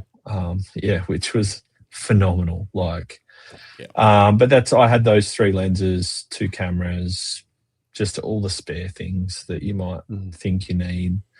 Like, I'm sure you're across it, but don't pack anything that you don't need in your carry-on. Like, just pack, even stuff like doubled up cables and even my chargers. Like, I don't pack my actual physical chargers in my camera bag because if worse comes to worse, I can USB-C and charge them in the camera. I bought this. Yeah. This was a Matt Crummins recommendation. So this, and I won't use this for always. This is more for travel or for when I want to go to bed and charge all my, because I've got 5 batteries. I was gonna just run. So otherwise, if I just charge USB-C with my cameras, that's 2 batteries at a time. Yeah. And I'm like, I should have a third probably so I don't have to rotate so much while I'm trying to sleep. So this charges 4 batteries off USB-C. It's Tilta brand. Sequentially. Probably. I think it'd probably take 5 hours or something, but that's okay because it's more of like end of the day, pop them all in. Yeah. So this, and it's got a little lid too to store them all in. Cool. It was $50. Wow, bargain. And it got here in a day or 2. Yeah. But I don't think for the life of the batteries I'll use it every time I charge them because I'm like $50 charger. Don't know. But for this sort of stuff, very handy. So we'll see if it works. Who are you flying with? Qantas. Okay. So the other piece of advice I always give people is it might feel backwards, but take a second bag and put your laptop in it. Because if you read your luggage tickets carry-on, you're allowed 1 carry-on bag and 1 personal item, which could be a laptop bag. My personal item is going to be, because I've been advised, bring a big warm jacket because the 5 a.m., drives are chilly. Cold. So a jacket that I almost never bring on international travel because it's pretty big and heavy. It's this big MacPack thing. But it's got tons of pockets. And that's my sneaky personal item. So all my batteries and power banks and stuff go in that, and I just sort of hang it over my arm or whatever. And you just don't get caught stuffing them in. They look at your sus. But if you already have your stuff in there before you go up to the check-in counter where they might weigh your bag, or before you line up to go on the plane where they might weigh pretty your bag. Pretty rare for Qantas to weigh. Carry on. And then the other thing, like the thing that I think people underestimate is the weight of your laptop and charger. This 16-inch MacBook they're ridiculous. Is so heavy. It's so heavy. Yeah. If I put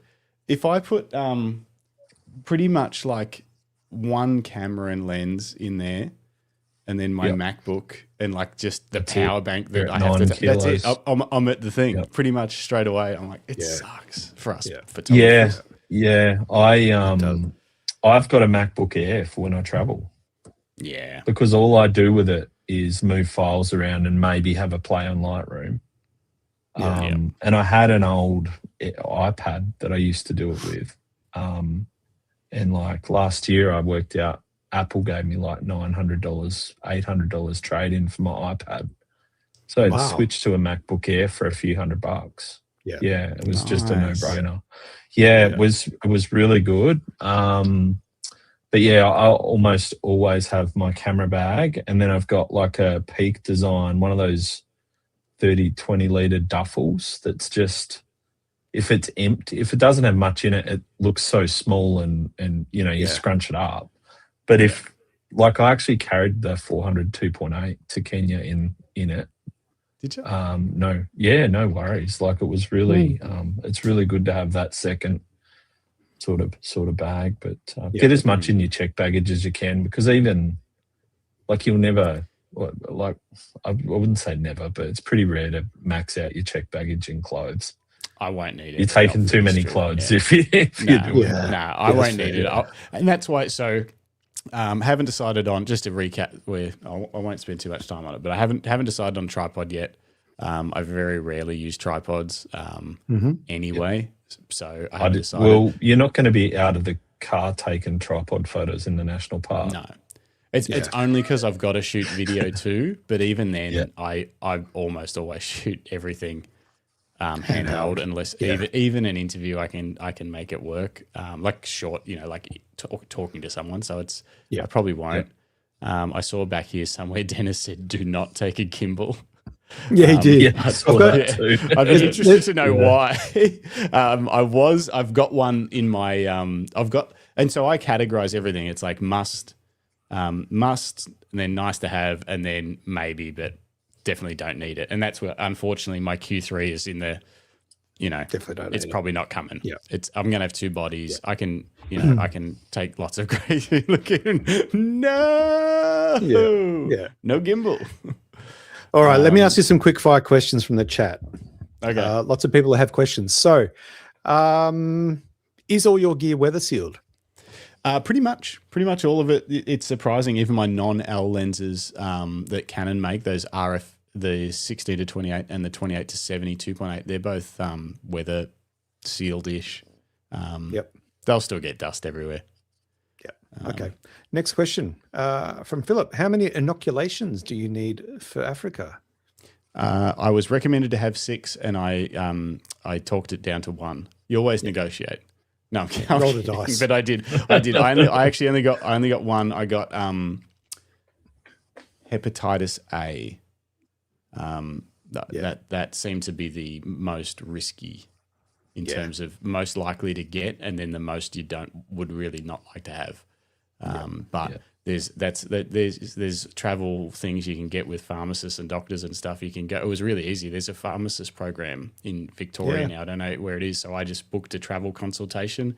He went through everything with me, asked me tons of questions, checked everything, told me all the information that he had, and then you can get whatever you want on the spot there. It was actually really easy. Cool. Yeah. Dennis wants to know, does the R5 have dual ISO? Yes, it does. Okay. And also, Dennis, don't worry. If I take a gimbal, I wouldn't use it to shoot stuff. Like I would use it if I was getting some B-roll of a lodge or something to make it look fancy. I certainly wouldn't be taking it to shoot people and animals. I'm not. Yeah. I'm a handheld man. Shaky all day. Flick wants to know, when are you going? Friday morning. Leave Bendigo at 6 a.m. and I think I get to South Africa 3 weeks from now. I can't remember the exact flight schedule, but it seemed like it was going to take a long time. Because Felicity's about to go too soon. When are you? Are you doing out, Sydney, Flick? Johannesburg? Go via Perth on the way there, via Sydney on the way back. Yeah. Okay. Yeah. Dennis raises a good point. Make sure you take an action cam.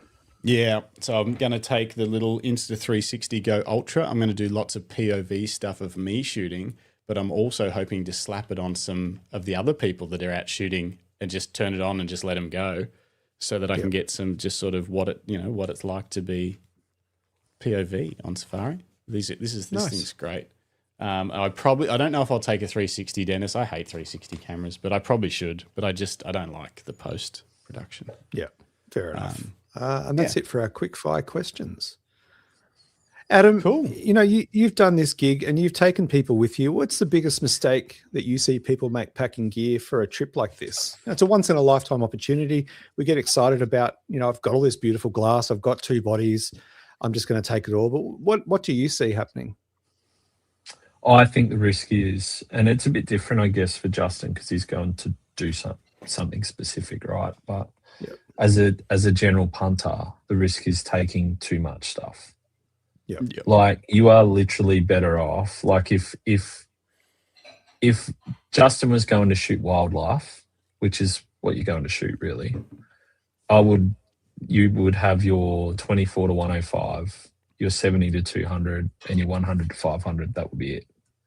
Yeah. And like 90% of the time, you'd have your 70 to 200 and your 100 to 500 on. And just every now and then you might, switch out to your wide lens. I think the risk is that you take, a prime or a something else, and you're like so busy changing things or, getting lost in your gear that you don't get the shot anyway, right?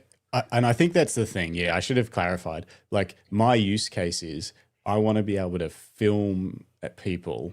I'm actually going in there to take photos of photographers and to video photographers. So I need to film people getting into the vehicle at 5 a.m. before the sun's come up. So I need a 20 mil prime. You know, like it's not. That's not for once we're out there. It's for leaving the lodge and returning to the lodge and stuff like that. Low light, inside, eating dinner. You know, so it's I have a very different requirement for me. Yeah, but I definitely think it's just to trips in general, right? Like Africa's an extreme case, but like even when I was in Iceland earlier this year, like it's really easy to take too much stuff, and in Iceland it became almost a joke. When we got out the car, it was like, what lens do we need? Well, you need your 24-70 or your 24-105, like whatever that. I just call it the walk around lens. Yeah. Because it literally is so close to the right lens no matter what you need. Yeah, maybe you need something a little bit wider, but you can take 2 steps back. Or maybe you need something a little bit longer and you can crop in. By sticking with just keeping it super simple, you're going to get better photos because you're not going to be so worried about, I got to now change this lens in a dusty car. Yeah. Or I got to change this lens and it's blowing a gale and raining or whatever. Yeah. Just keep it super simple, you know. Like it is interesting. It's a common mistake though, isn't it? I know, even just myself, my first trip to Tokyo in 2015, I took 2 bodies, 2 Fuji bodies. I think I took 3 primes and 3 zooms. And then by my last trip to Tokyo, I took 1 camera. I took my X70, which has got a fixed 27 mil, but I took 1 camera and a 35 mil prime equivalent f2, and that was it. Because over those sort of 4 or 5 trips, I discovered that I was hating carrying camera gear. And you're right, you spend more time hunting through your bag and second guessing your decision than just capturing the moments. And I often tell people that now, because often when what inspired you to grab your camera in the first place? The light you saw, the composition, the subject, whatever it may be. You know, if that grabbed you then and there, you need to be ready to take that then and there. There's no point going back into your bag to find a better lens because that moment that inspired you to lift your camera, well, it's gone. That's it. You know, all too often. 100%. Yeah, like I could have shot Iceland with 1 lens. Like legitimately, I could have done like. There's a few things where I might have shot with my 14-24 instead of my 24-70. And maybe a few shots I did with my 70-200. Yeah. But that's very small handful. If I would have taken that 24-120, you wouldn't have, like, no one would have said, oh, you didn't have the right gear with you. Like when they look at all the photos, there's just, it's definitely better just to be focused on what you're doing, watching the light, finding your subject, focusing on your composition, than worried about changing a lens in your bag. Plus, then you don't have to carry a heavy bag around, right? Yeah. Oh, all right. We better crank onto some things, but I just need to say, Adam, I've ordered. It hasn't arrived yet. It's a last minute order. Otherwise, I would have asked you about it. The rocket blower with the dust filter thing. Yeah, and I got a little cleaning kit off those guys as well, just because I couldn't find the swabs that Wayne Rogers recommended. But so I just ordered because I was ordering the blower anyway. Yeah. So what are they called again? Visible dust. Visible dust. Yeah, visible dust filter rocket blower fancy thing. Yeah, cool. Yeah, it's good. I'm excited to get that. Yeah. Couple of quick chatty chats. Lisa Leach says, I'm heading to Scotland for 5 weeks. I was going to take a wide lens, 24-70, and a 28-400 for landscape. Do you think this is okay? I reckon that's perfect. Yeah. That's a good perfect. Yeah. 100%. Yeah. 100%. Nice and easy. And you've got that 28-400 for just when you're just like, I'm not sure what I'm going to encounter. I just roll with that. It's got to be ready. Yeah. Amazing. One quick question.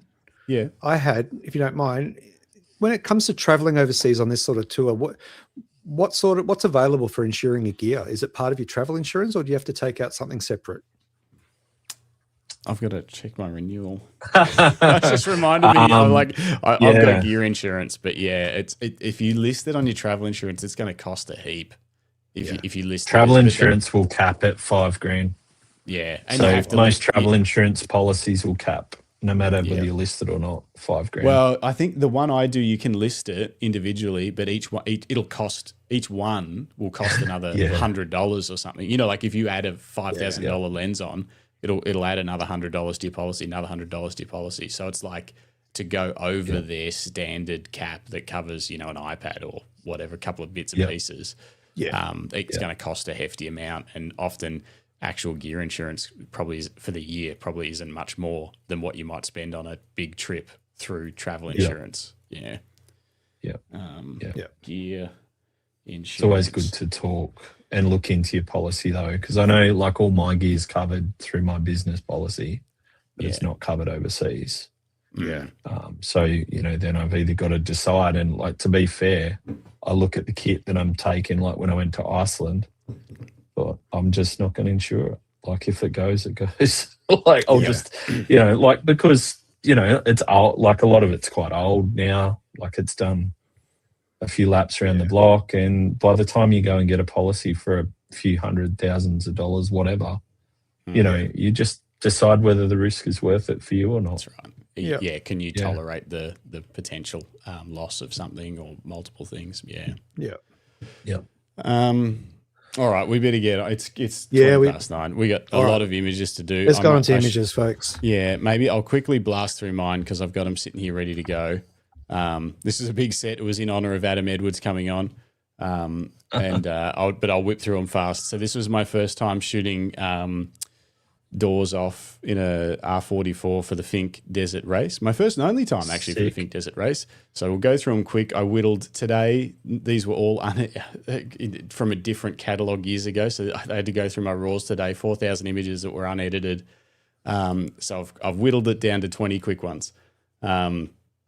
So Fink Desert Race is an out and back desert race from Alice Springs, a couple hundred Ks down to Fink, and then they camp overnight and then come back again the next day. They run buggies and bikes, long tradition, and just the terrain is hot and wild and so cool. long straights. How'd you get that gig? With a small privateer team, and some of the people wanted to take a chopper down to the Fink end, to check in and then to fly back. So I got a spot in that. It wasn't paid or anything like that. It was just people I know hanging out shooting. Yep. So I was shooting the Canon 1D Mark IV with that beautiful 1.3 crop sensor, and 7200 with a 2x teleconverter. This is the Fink footy oval. Oh, wow. How good is that? That's crazy. Isn't it cool? Yeah. That is a shot, I'm pretty sure of. I can't remember if that's Fink or closer to Alice. I couldn't work it out, like whether it's Prologue or it must be Fink. No, there wasn't that many people there. I think that must looks be Prologue. like a Prologue. Yeah. Yeah.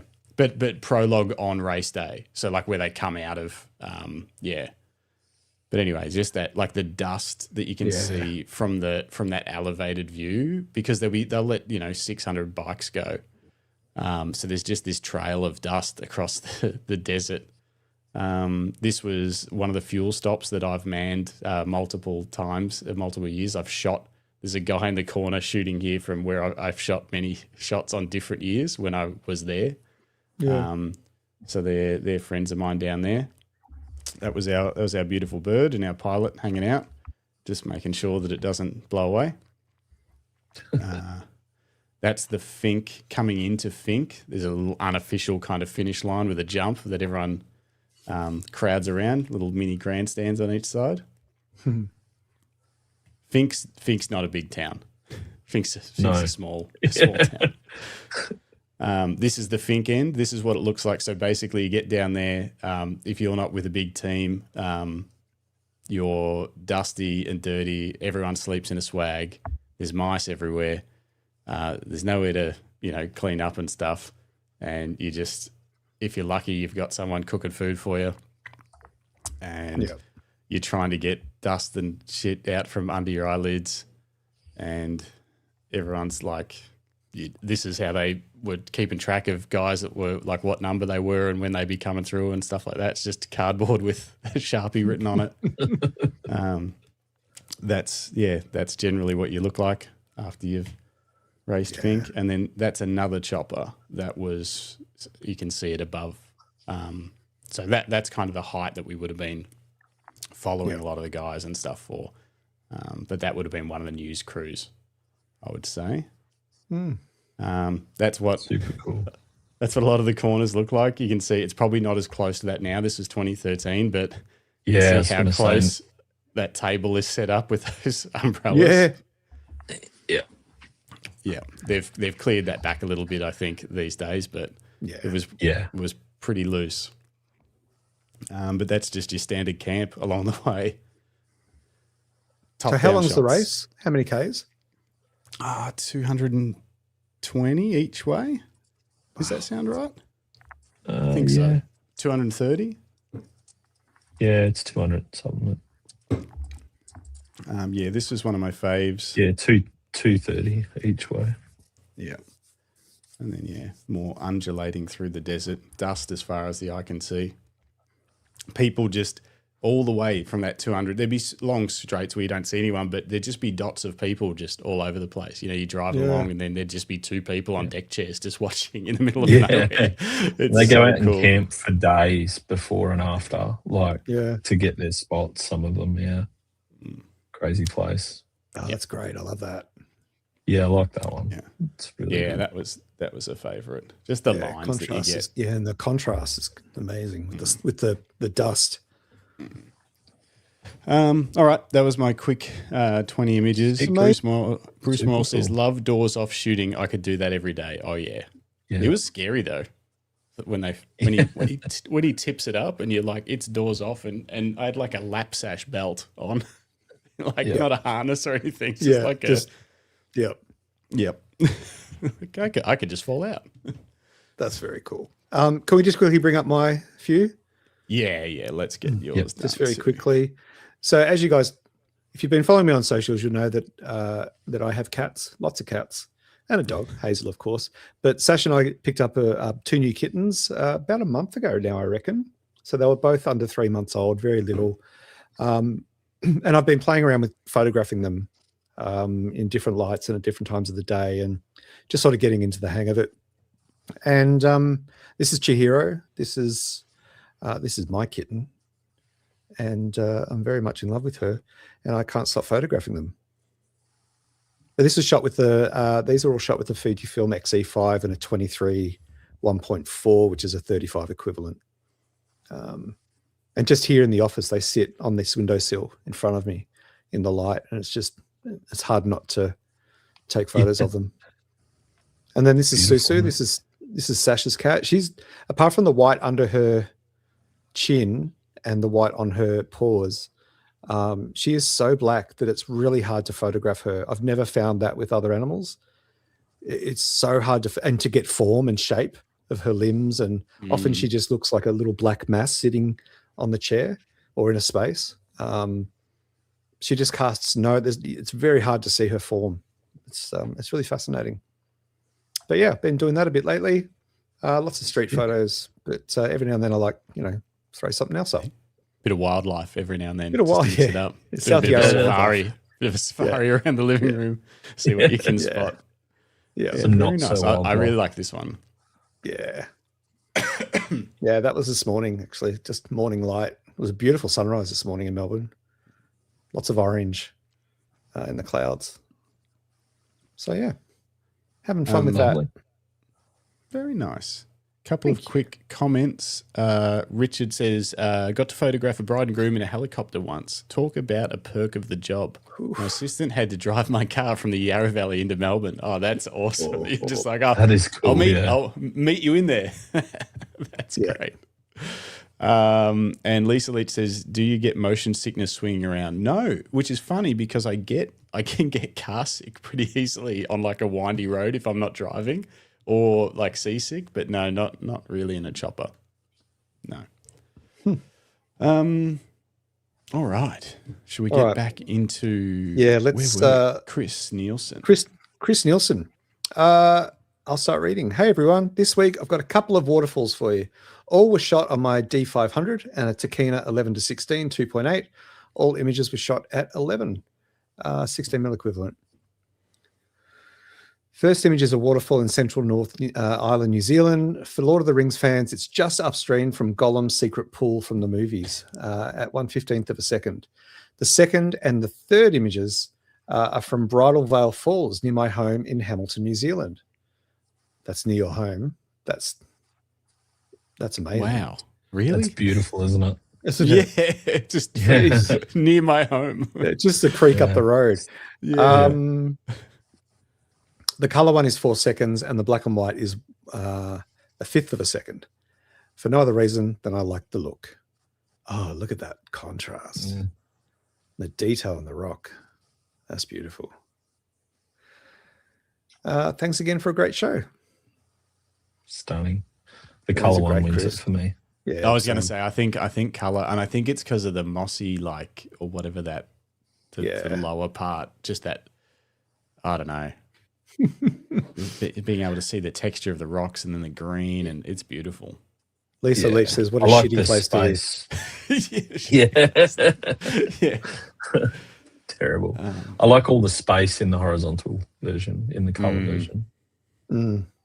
Yeah, this feels a little bit. I don't think it gives as much to the viewer. But obviously, it's a very different look and feel, and it's cool for what it is. Very moody. Sure. But yeah, love that. Love it. Up next, Paul Carpenter. Paul Carpenter. Thought I'd put a collection in this week. If you're short on time, just go with file name Paul C4 Battle Damage. we can whip through them, Paul. We I can think do the whole story. Yeah, absolutely. This is an American B-17 aircraft built in 1945 and has spent the last 50 years displaying at air shows in Europe. The B-17 has been represented in movies such as Memphis Belle and the recent Apple TV series Masters of the Air. In this 7-shot sequence, I've tried to represent a mission with a series of images to show the following phases: start, taxi, takeoff, battle damage, which I think is this, approach, landing, and shutdown. That's awesome. It's cool. I like Yeah. that. What a great Look at set. Yeah. Can we just cycle through them again from the start, please? Yeah. So I was reading. I missed some. That's beautiful. Oh, I like that. I like that detail from behind. That's great.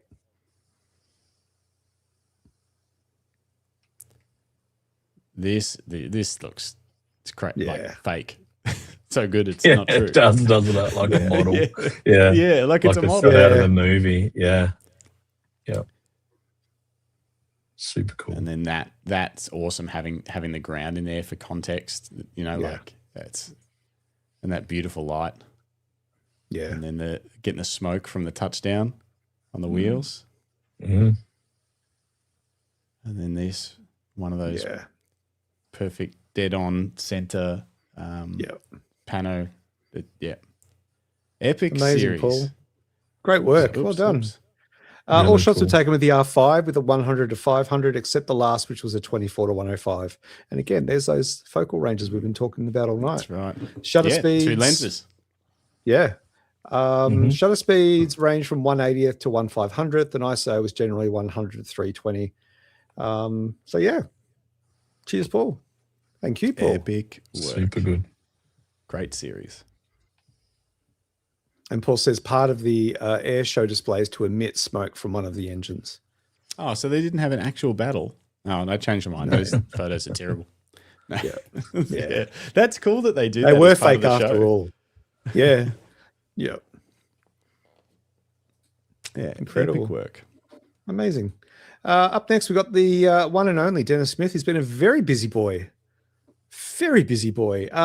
Hey, guys, the last 3 nights, I've run a light painting portrait activation. 5 hours each night, so long days. Around 630 portraits. Sorry, 830 830 portraits. portraits. Single frame, like single exposures, 830 single exposure portraits in 15 hours. So about one portrait every 16 seconds. It was incredible. The diversity of cultures blew me away. People were waiting in the room, watching the giant projection of the images building in real time in awe. Thank you, Live Composite. Universally kind, polite, gentle humans. I feel destroyed physically today, but wrapped a community in light. Oh, that's a beautiful way to put it, Den. Oh, fuck, that gave me fucking goosebumps. And there is a wild behind the scenes video coming. I don't think we'll be able to show it tonight, but yeah, these are absolutely magic. Yeah. And cool. you know, looking through them, I noticed that the lighting effects are different for each of the shots he's sent us, but there's like, this is, I don't understand how he does that. Yeah, they're like sparkly. I don't know. It's just magic. I love that he's he always chooses based on what he's feeling from the people. Like what? Yep. I can always. I remember him saying it from Bebop last year. You're a blue boy. You're a blue boy. When he was going around with people, because he got to pick different. You know what color he wanted to do for what. And it was just yeah. So cool. I love how like bold this one is. This white. Yeah. Like how strong. It's just phenomenal. Brucey says, very cool, Den. Lisa, oh my goodness, Dennis, you are superhuman. Dennis said, I made up new color sets each night, as if you didn't have enough. Greg Carrick says, how did you light the people? He's got that sort of blade light that he scans over them. Did you scan all of in the groups like this? Yeah, With one kids? at a time. Yeah. That's I had to insane. keep them still. Yeah. How would you do that with kids? Strobe. Okay. Strobe for the people. Paint the... Yeah, okay. I was going to say, you're a Superman. You must have 15 arms. That makes sense. Have you seen this man? Yeah. Have you seen him in action? Yeah. Because when he did the Instax portraits at BFOP last year, he didn't use a strobe, did he? He used that sort of blade tool. No, to scan he each person. scanned, but that was like one or sometimes two people. But yeah. Oh, hang on. The phone's not off, is it? No, the phone is not off. He's just got you blocked, Dennis. Yeah. What is happening?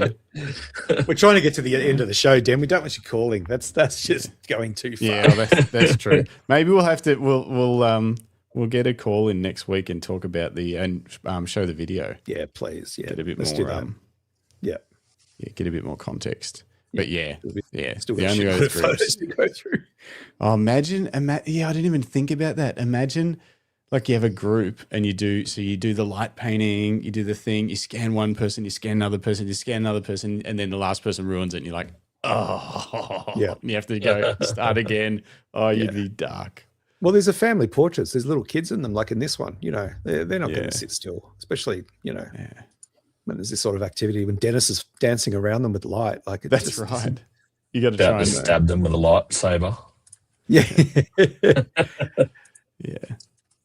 Yeah. Epic. Nice. Incredible as always, Dennis. Thank you for sending those in. Let's move forward. John Latimer. You got them, Jay? I'm looking. Nope. Hang on.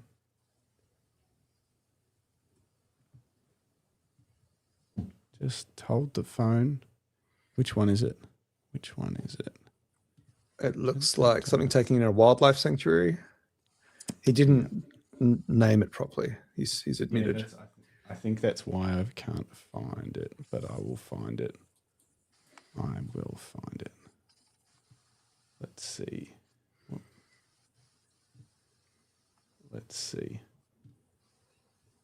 You guys just talk to the chat. All right, let's have a look see at. What they're up to. So Dennis has also said there's a large softbox, pop, then paint.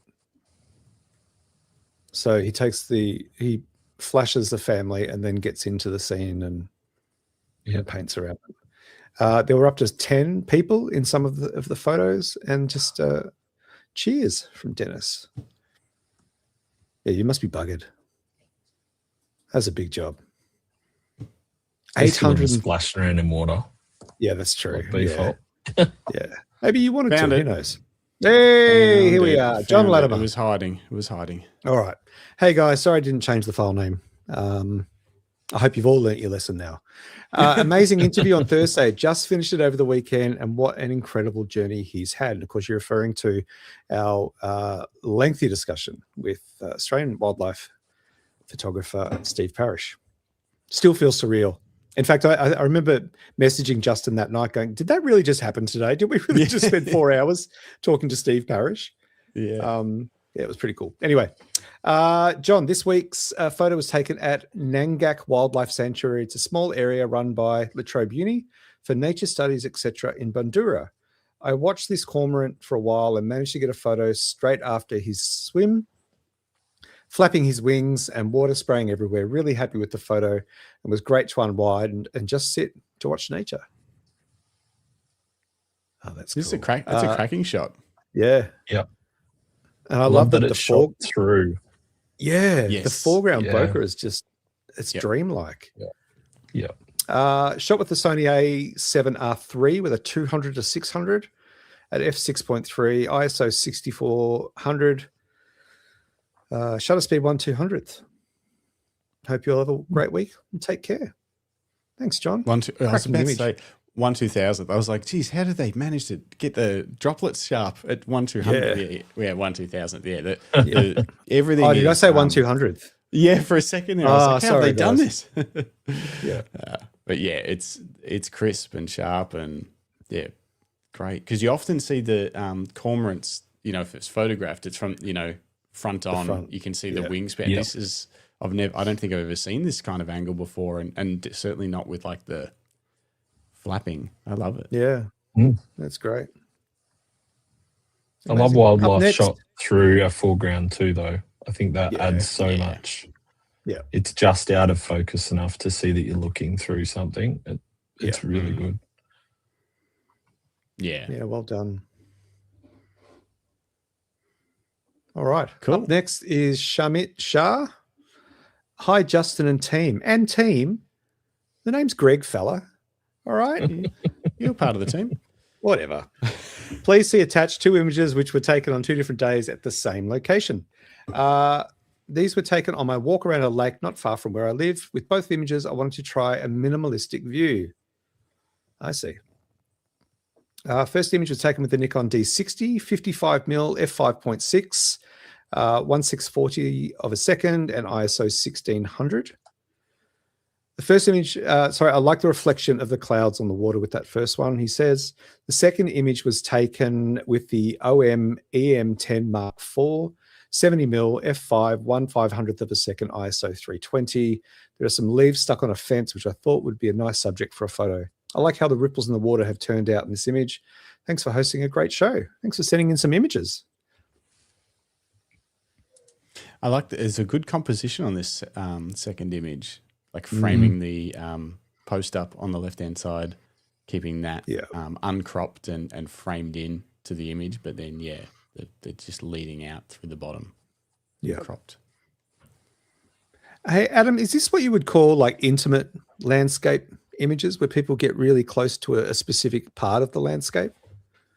I think so, yeah. Like, I think it's interesting. I've had some conversations recently about, what's minimalism, because I think everybody's version of that could be a little bit different. Yeah. But I find it, people can get, so this is such a great practice, because people will go and go to get the banger, right? Like the whatever version of a shot they want to get with the big foreground or whatever.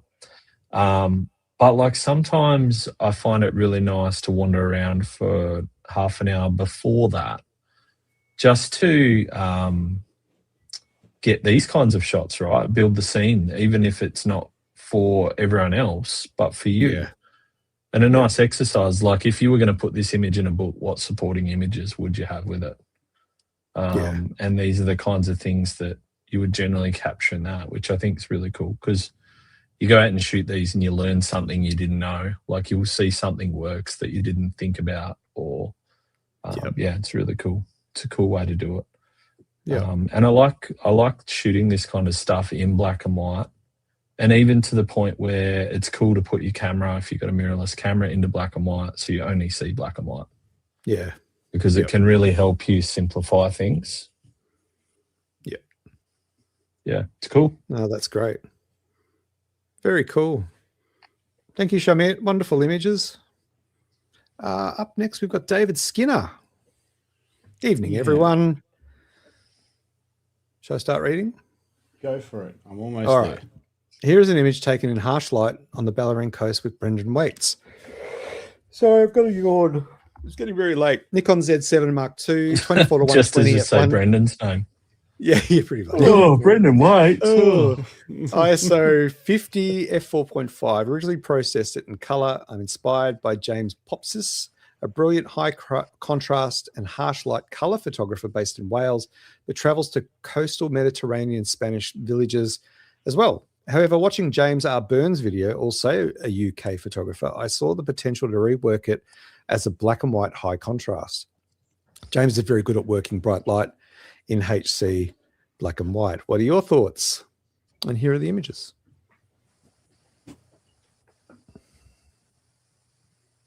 Oh, the black and white for me, for sure. Same. Yeah. Yeah, I agree. I don't know if the color, the lighting in this one is enough to. Yeah. Whereas this, And it just works with the otherwise dull sky. Yeah. You know, it removes that need to try and create definition when it's not there. Yeah. Focus, it really pulls me into the form of the boat. Yeah. The bird on the back of the boat, the windows on the boat, like the windscreen. That's nicely framed below that duck. Yeah. Horizon, the land, and the trees become more. Yeah, I think everything just becomes easier to focus on the shapes. Yeah. Mm. Yeah, I really like it. It's really good in black and white for sure. I like the thing I get drawn to that I actually really like is the power pole. It's funny. It's like because everything else up there is kind of empty, and then it's just there. Yeah. But the line that's running off it leads you back to the boat. Yeah. Yeah, I think that's why it works. Yeah. It's good. Right. Amazing. Yeah, really good. Well done. Up next, Mr. Nev. Up next is Neville Clark. The story. Good afternoon, team. The story behind this photo was rather simple. I wonder who has sat in this chair and what stories were told. Albany, Western Australia, Leica Q328, f8, ISO 200, shutter speed 1/320th with a 1.8 Polar Pro Mist Gold filter. Firstly, this is really cool. It's really beautiful. Classic print, huge on the wall of a dentist's office, a real fancy dentist too, not one of those ones that I would go to, like a proper one that owns a Leica, basically. That's right. That's exactly right. But I was curious about the mist filter. Do you know, Adam Edwards, what a 1/8 Polar Pro Mist Gold filter would do for this? Like, what does that do? The mist filter's normally like got a. Well, this one has obviously been gold and would warm the image up, but they've normally got like little translucent specks on the glass, almost a bit like it's been sandblasted, so it makes the light bloom. So it softens the light, but not the detail. Typically, so like if you zoom in, it'll be ultra sharp, like not soft, but it will soften the light and bloom the light. And you can kind of see where it's done that a bit up around the sun. It's sort of bloomed the light into the clouds a bit. Yeah. A lot of wedding photographers and stuff use mist filters because it's kind of an effect that you can't really create it in post the same. It just doesn't look the same. Yeah, it's really I've nice. got some light mist filters there that I bought for doing some night street work to make sort of neon lights kind of bloom a bit more. Yeah, same thing. Haven't used them, but I've got them, you know. Yeah, Bruce just said in the chat, mists use heaps in Yeah. cinema, which there's heaps of that. It's a real common look on a lot of the new shows, actually, I've noticed, with a really, back to that really low contrasty, misty look when there's, backlit. Yeah. Yeah. Amazing. It's cool. Gorgeous, Nev. Yeah, And, that is a just a- beautiful photo, Nev. Yeah, it is. Really well done. There's a quick comment here from Crackers, who works at is it Yarra Valley FM? I think it is. He's nearly up to his third radio show, and we're still going. So, That's right. Yeah. All right, we got to get this thing done. I got to get up at 5 a.m. tomorrow. We're almost there. We're almost there. We've got to get Justin to bed, everyone. That's right. This is from Lisa Leach. Up next. Well, Hey, Justin and Greg. it. This got it. week's image is another from the high country. Oh, wow. I have titled this one Nature's Duality. At just 40% capacity, Lake Eildon's receding waters expose the remnants of bulrushes on the lake bed, revealing the past, while the calm surface reflected the life continuing to flourish on the water's edge. In the name of growth, I'm always happy to receive input and feedback from yourselves and the chat. It's just 81 days to BFOP. Kindest regards, Lisa. This is beautiful. It's cool, isn't it? Yeah. I love like intimate reflections. I nearly put a shot in tonight in my shots of just a stick going into the water with like a fairly almost similar to this, but in colour. Yeah. I can't, and you would have to see, like in the interest of feedback, whether it would look better flipped 180 or worse. I was just thinking this. I'm like, does this need the Bruce Moyle flip? But like, are you talking to just go full upside down? Yeah. Yeah. Yeah. So the tree's up the right way. That's what I was just thinking. I was trying to do it without, Yeah. I can check. And I'll let you know. I wouldn't know the answer. It such does a look really dickhead. cool upside down. Yeah. It looks really cool this way too, but it's this. It draws your eye into the reflection and back out to the bulrushes, to the reeds. It's this Yeah. constant, I love it. My focus is shifting the whole time. It's really quite clever. Yeah. I love it. The other thing, in the interest of feedback, is one thing that we all do a little bit when we process images like this is, because it was clearly this moody scene, we tend to underexpose them in processing. So like the brightest white in the image should still be close to white, even if it was a dark, moody scene, unless you're going for a really grungy sort of look. So I think it could be, and it might be my screen, could be a little bit brighter in the whites, if anything. Yeah, I would agree with that. You could potentially lift it a bit, and you might then get a bit more definition around the tree, and but because it's like I can see such it a on cool thing. on my monitor, obviously. I think you could lift it a little bit without risking it looking sort of overblown or unnatural. It is hard though, because it is a reflection on water. So this is probably very true to the what it was. But you could probably push it a little bit. Yeah, I would Very treat it nice. like I was printing it. If I treated it like I was printing it, I would use the curves to bring the white right towards white. Yeah. Yep. Just great. Super cool. Very cool. Amazing, Lisa. Thank you for sending that in. Up next, let's keep it moving. We've got Felicity Johnson, who has been winning award after award this week or last week. She kept getting notifications of awards for different competitions she's entered. Prolific. Absolutely amazing. Felicity Johnson. Hi, Justin and Greg. Thank you so much for your Steve Parish podcast. It was our pleasure. Just a couple of insect macros. I'm eagerly awaiting for the temperature to rise so that the invertebrates become active again. I can spend hours in our garden and the bush searching for them. Shot with a Nikon Z8 105mm, Nikon f2.8 macro. Cheers, Flick. Look at that. Love the wasp. Oh, Love that the is, wasp. yeah. That is so good. So good. You must get so close to these things. Macro photography is so hard, man. Yep. Yeah, that is a cracker of a shot. Dude, that's amazing. It's so sharp. Yeah. Oops. Mm. Why did it do that? Oh, wow. Yeah, that's great. Yeah, it's And I like the crop too. The crop is yeah, really nice framing. yeah, Beautiful colours. amazing. Yeah, the colours work really well. Hey, the purple flare and the orange and the wasp. Yep. And the way that background has just been obliterated, like, Yeah. but there's a hint of definition, isn't there? There's a hint of color, like different colors in that background, shapes. It's really cool. Amazing.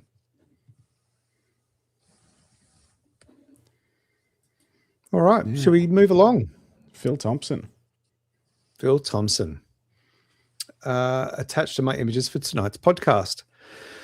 All taken at Queenscliff last Saturday evening after I had been photographing a Gilbert and Sullivan operetta performance there in Queenscliff. That's very posh. They finished around 5 p.m, enough time to allow me to get to the South Wharf to photograph the twilight pastels looking away from the setting sun. Then the afterglow from the setting sun was still putting on a show in the northwest behind me, so I drove over to Queenscliff Marina area and was able to capture the second and third shots looking over Swan Bay. The shots are the two locations were only 13 minutes apart, with the wharf shot at 5:45 and the marina shot at 5:58. Look at that. All shot on of course, the Pentax K1 Mark II with a shutter speed of, they're different for each shot. Okay. I won't go through them.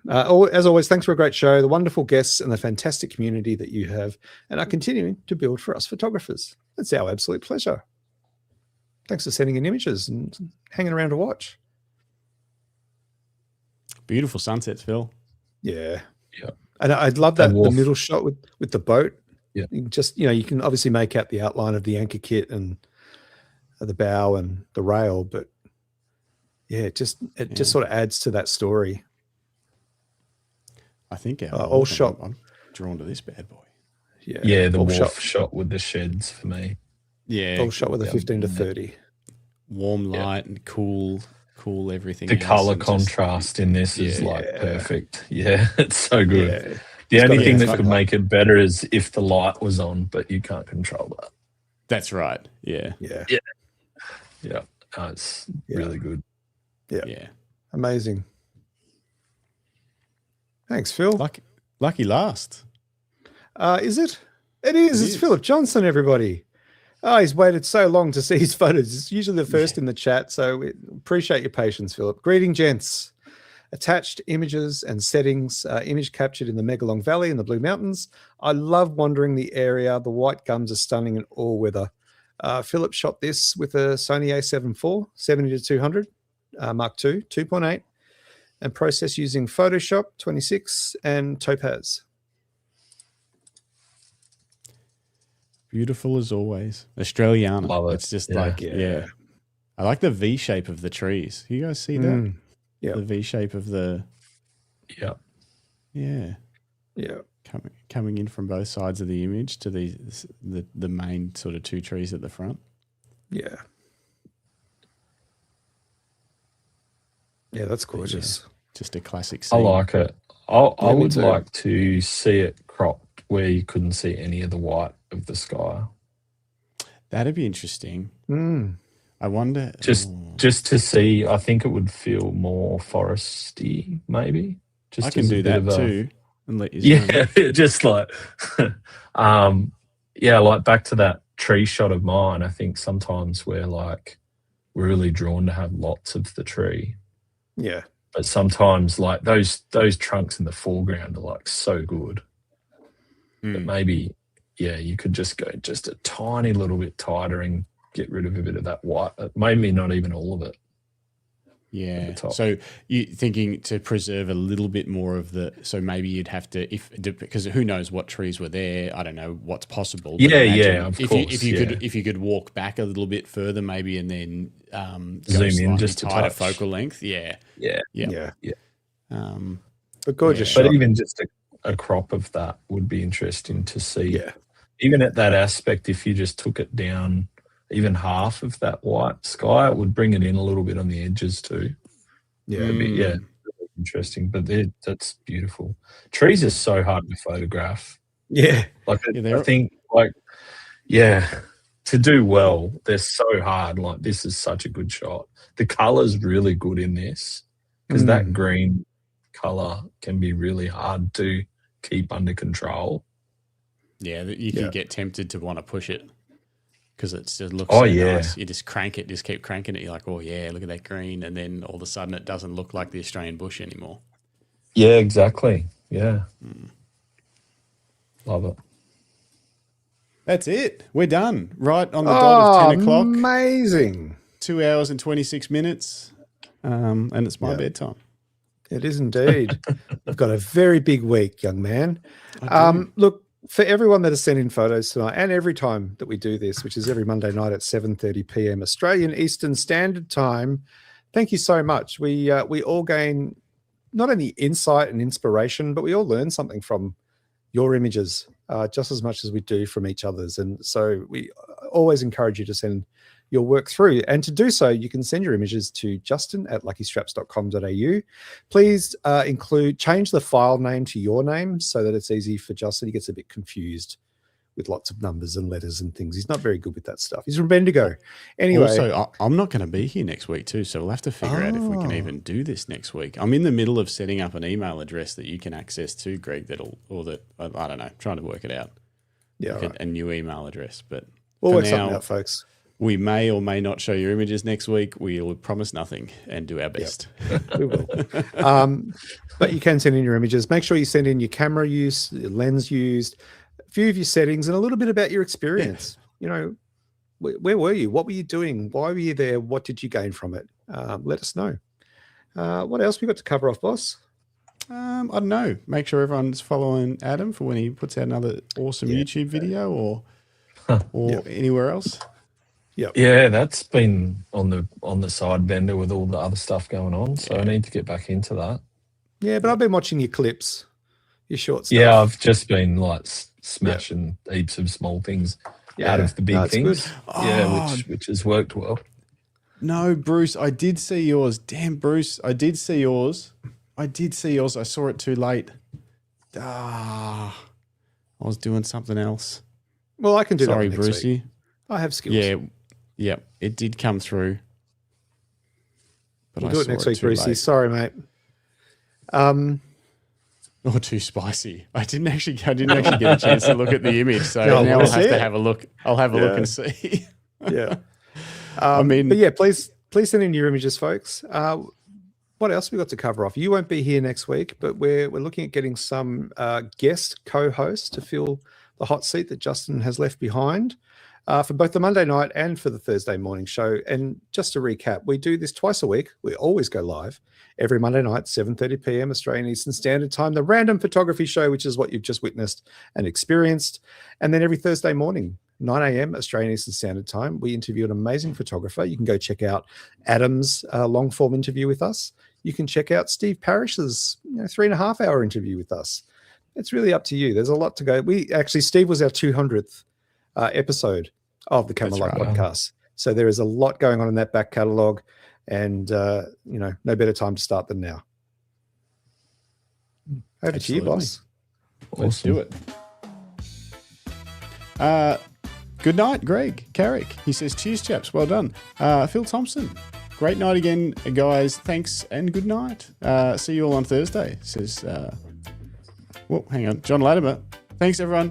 Always a pleasure to hear from Adam. Yes, thanks, Adam. Yeah, it is. Fun show, guys. Safe travels, Justin. Yeah, hopefully. We'll see how I go. I'll be on Thursday's show. Yes, I know we do need to see Bruce's image now. We'll at a minimum, I'll send that to Greg. We'll sort Bruce's out for next week. Yeah. Shamit Shah, see you all. Thanks for a great show. Lisa Lee, Thanks, good to Shamit. see you. Nev Clark. Yes, and it is bedtime for everybody. Yeah. But thank thanks you, to everyone Adam. else. Great to Yes, see you thank you, again. No, thank you, guys. See you in like 11 and a half hours. Yeah. Rick Nelson, thanks for another great show. Thanks, everyone. Felicity Johnson, thank you. I will have fun in Africa. Who else? Who else was here today? David Skinner, Felt like. Dennis Smith, great night. Comment Tourette, everybody. It was good to see you all, and we'll catch you guys on the next one. Be safe, everyone. Bye.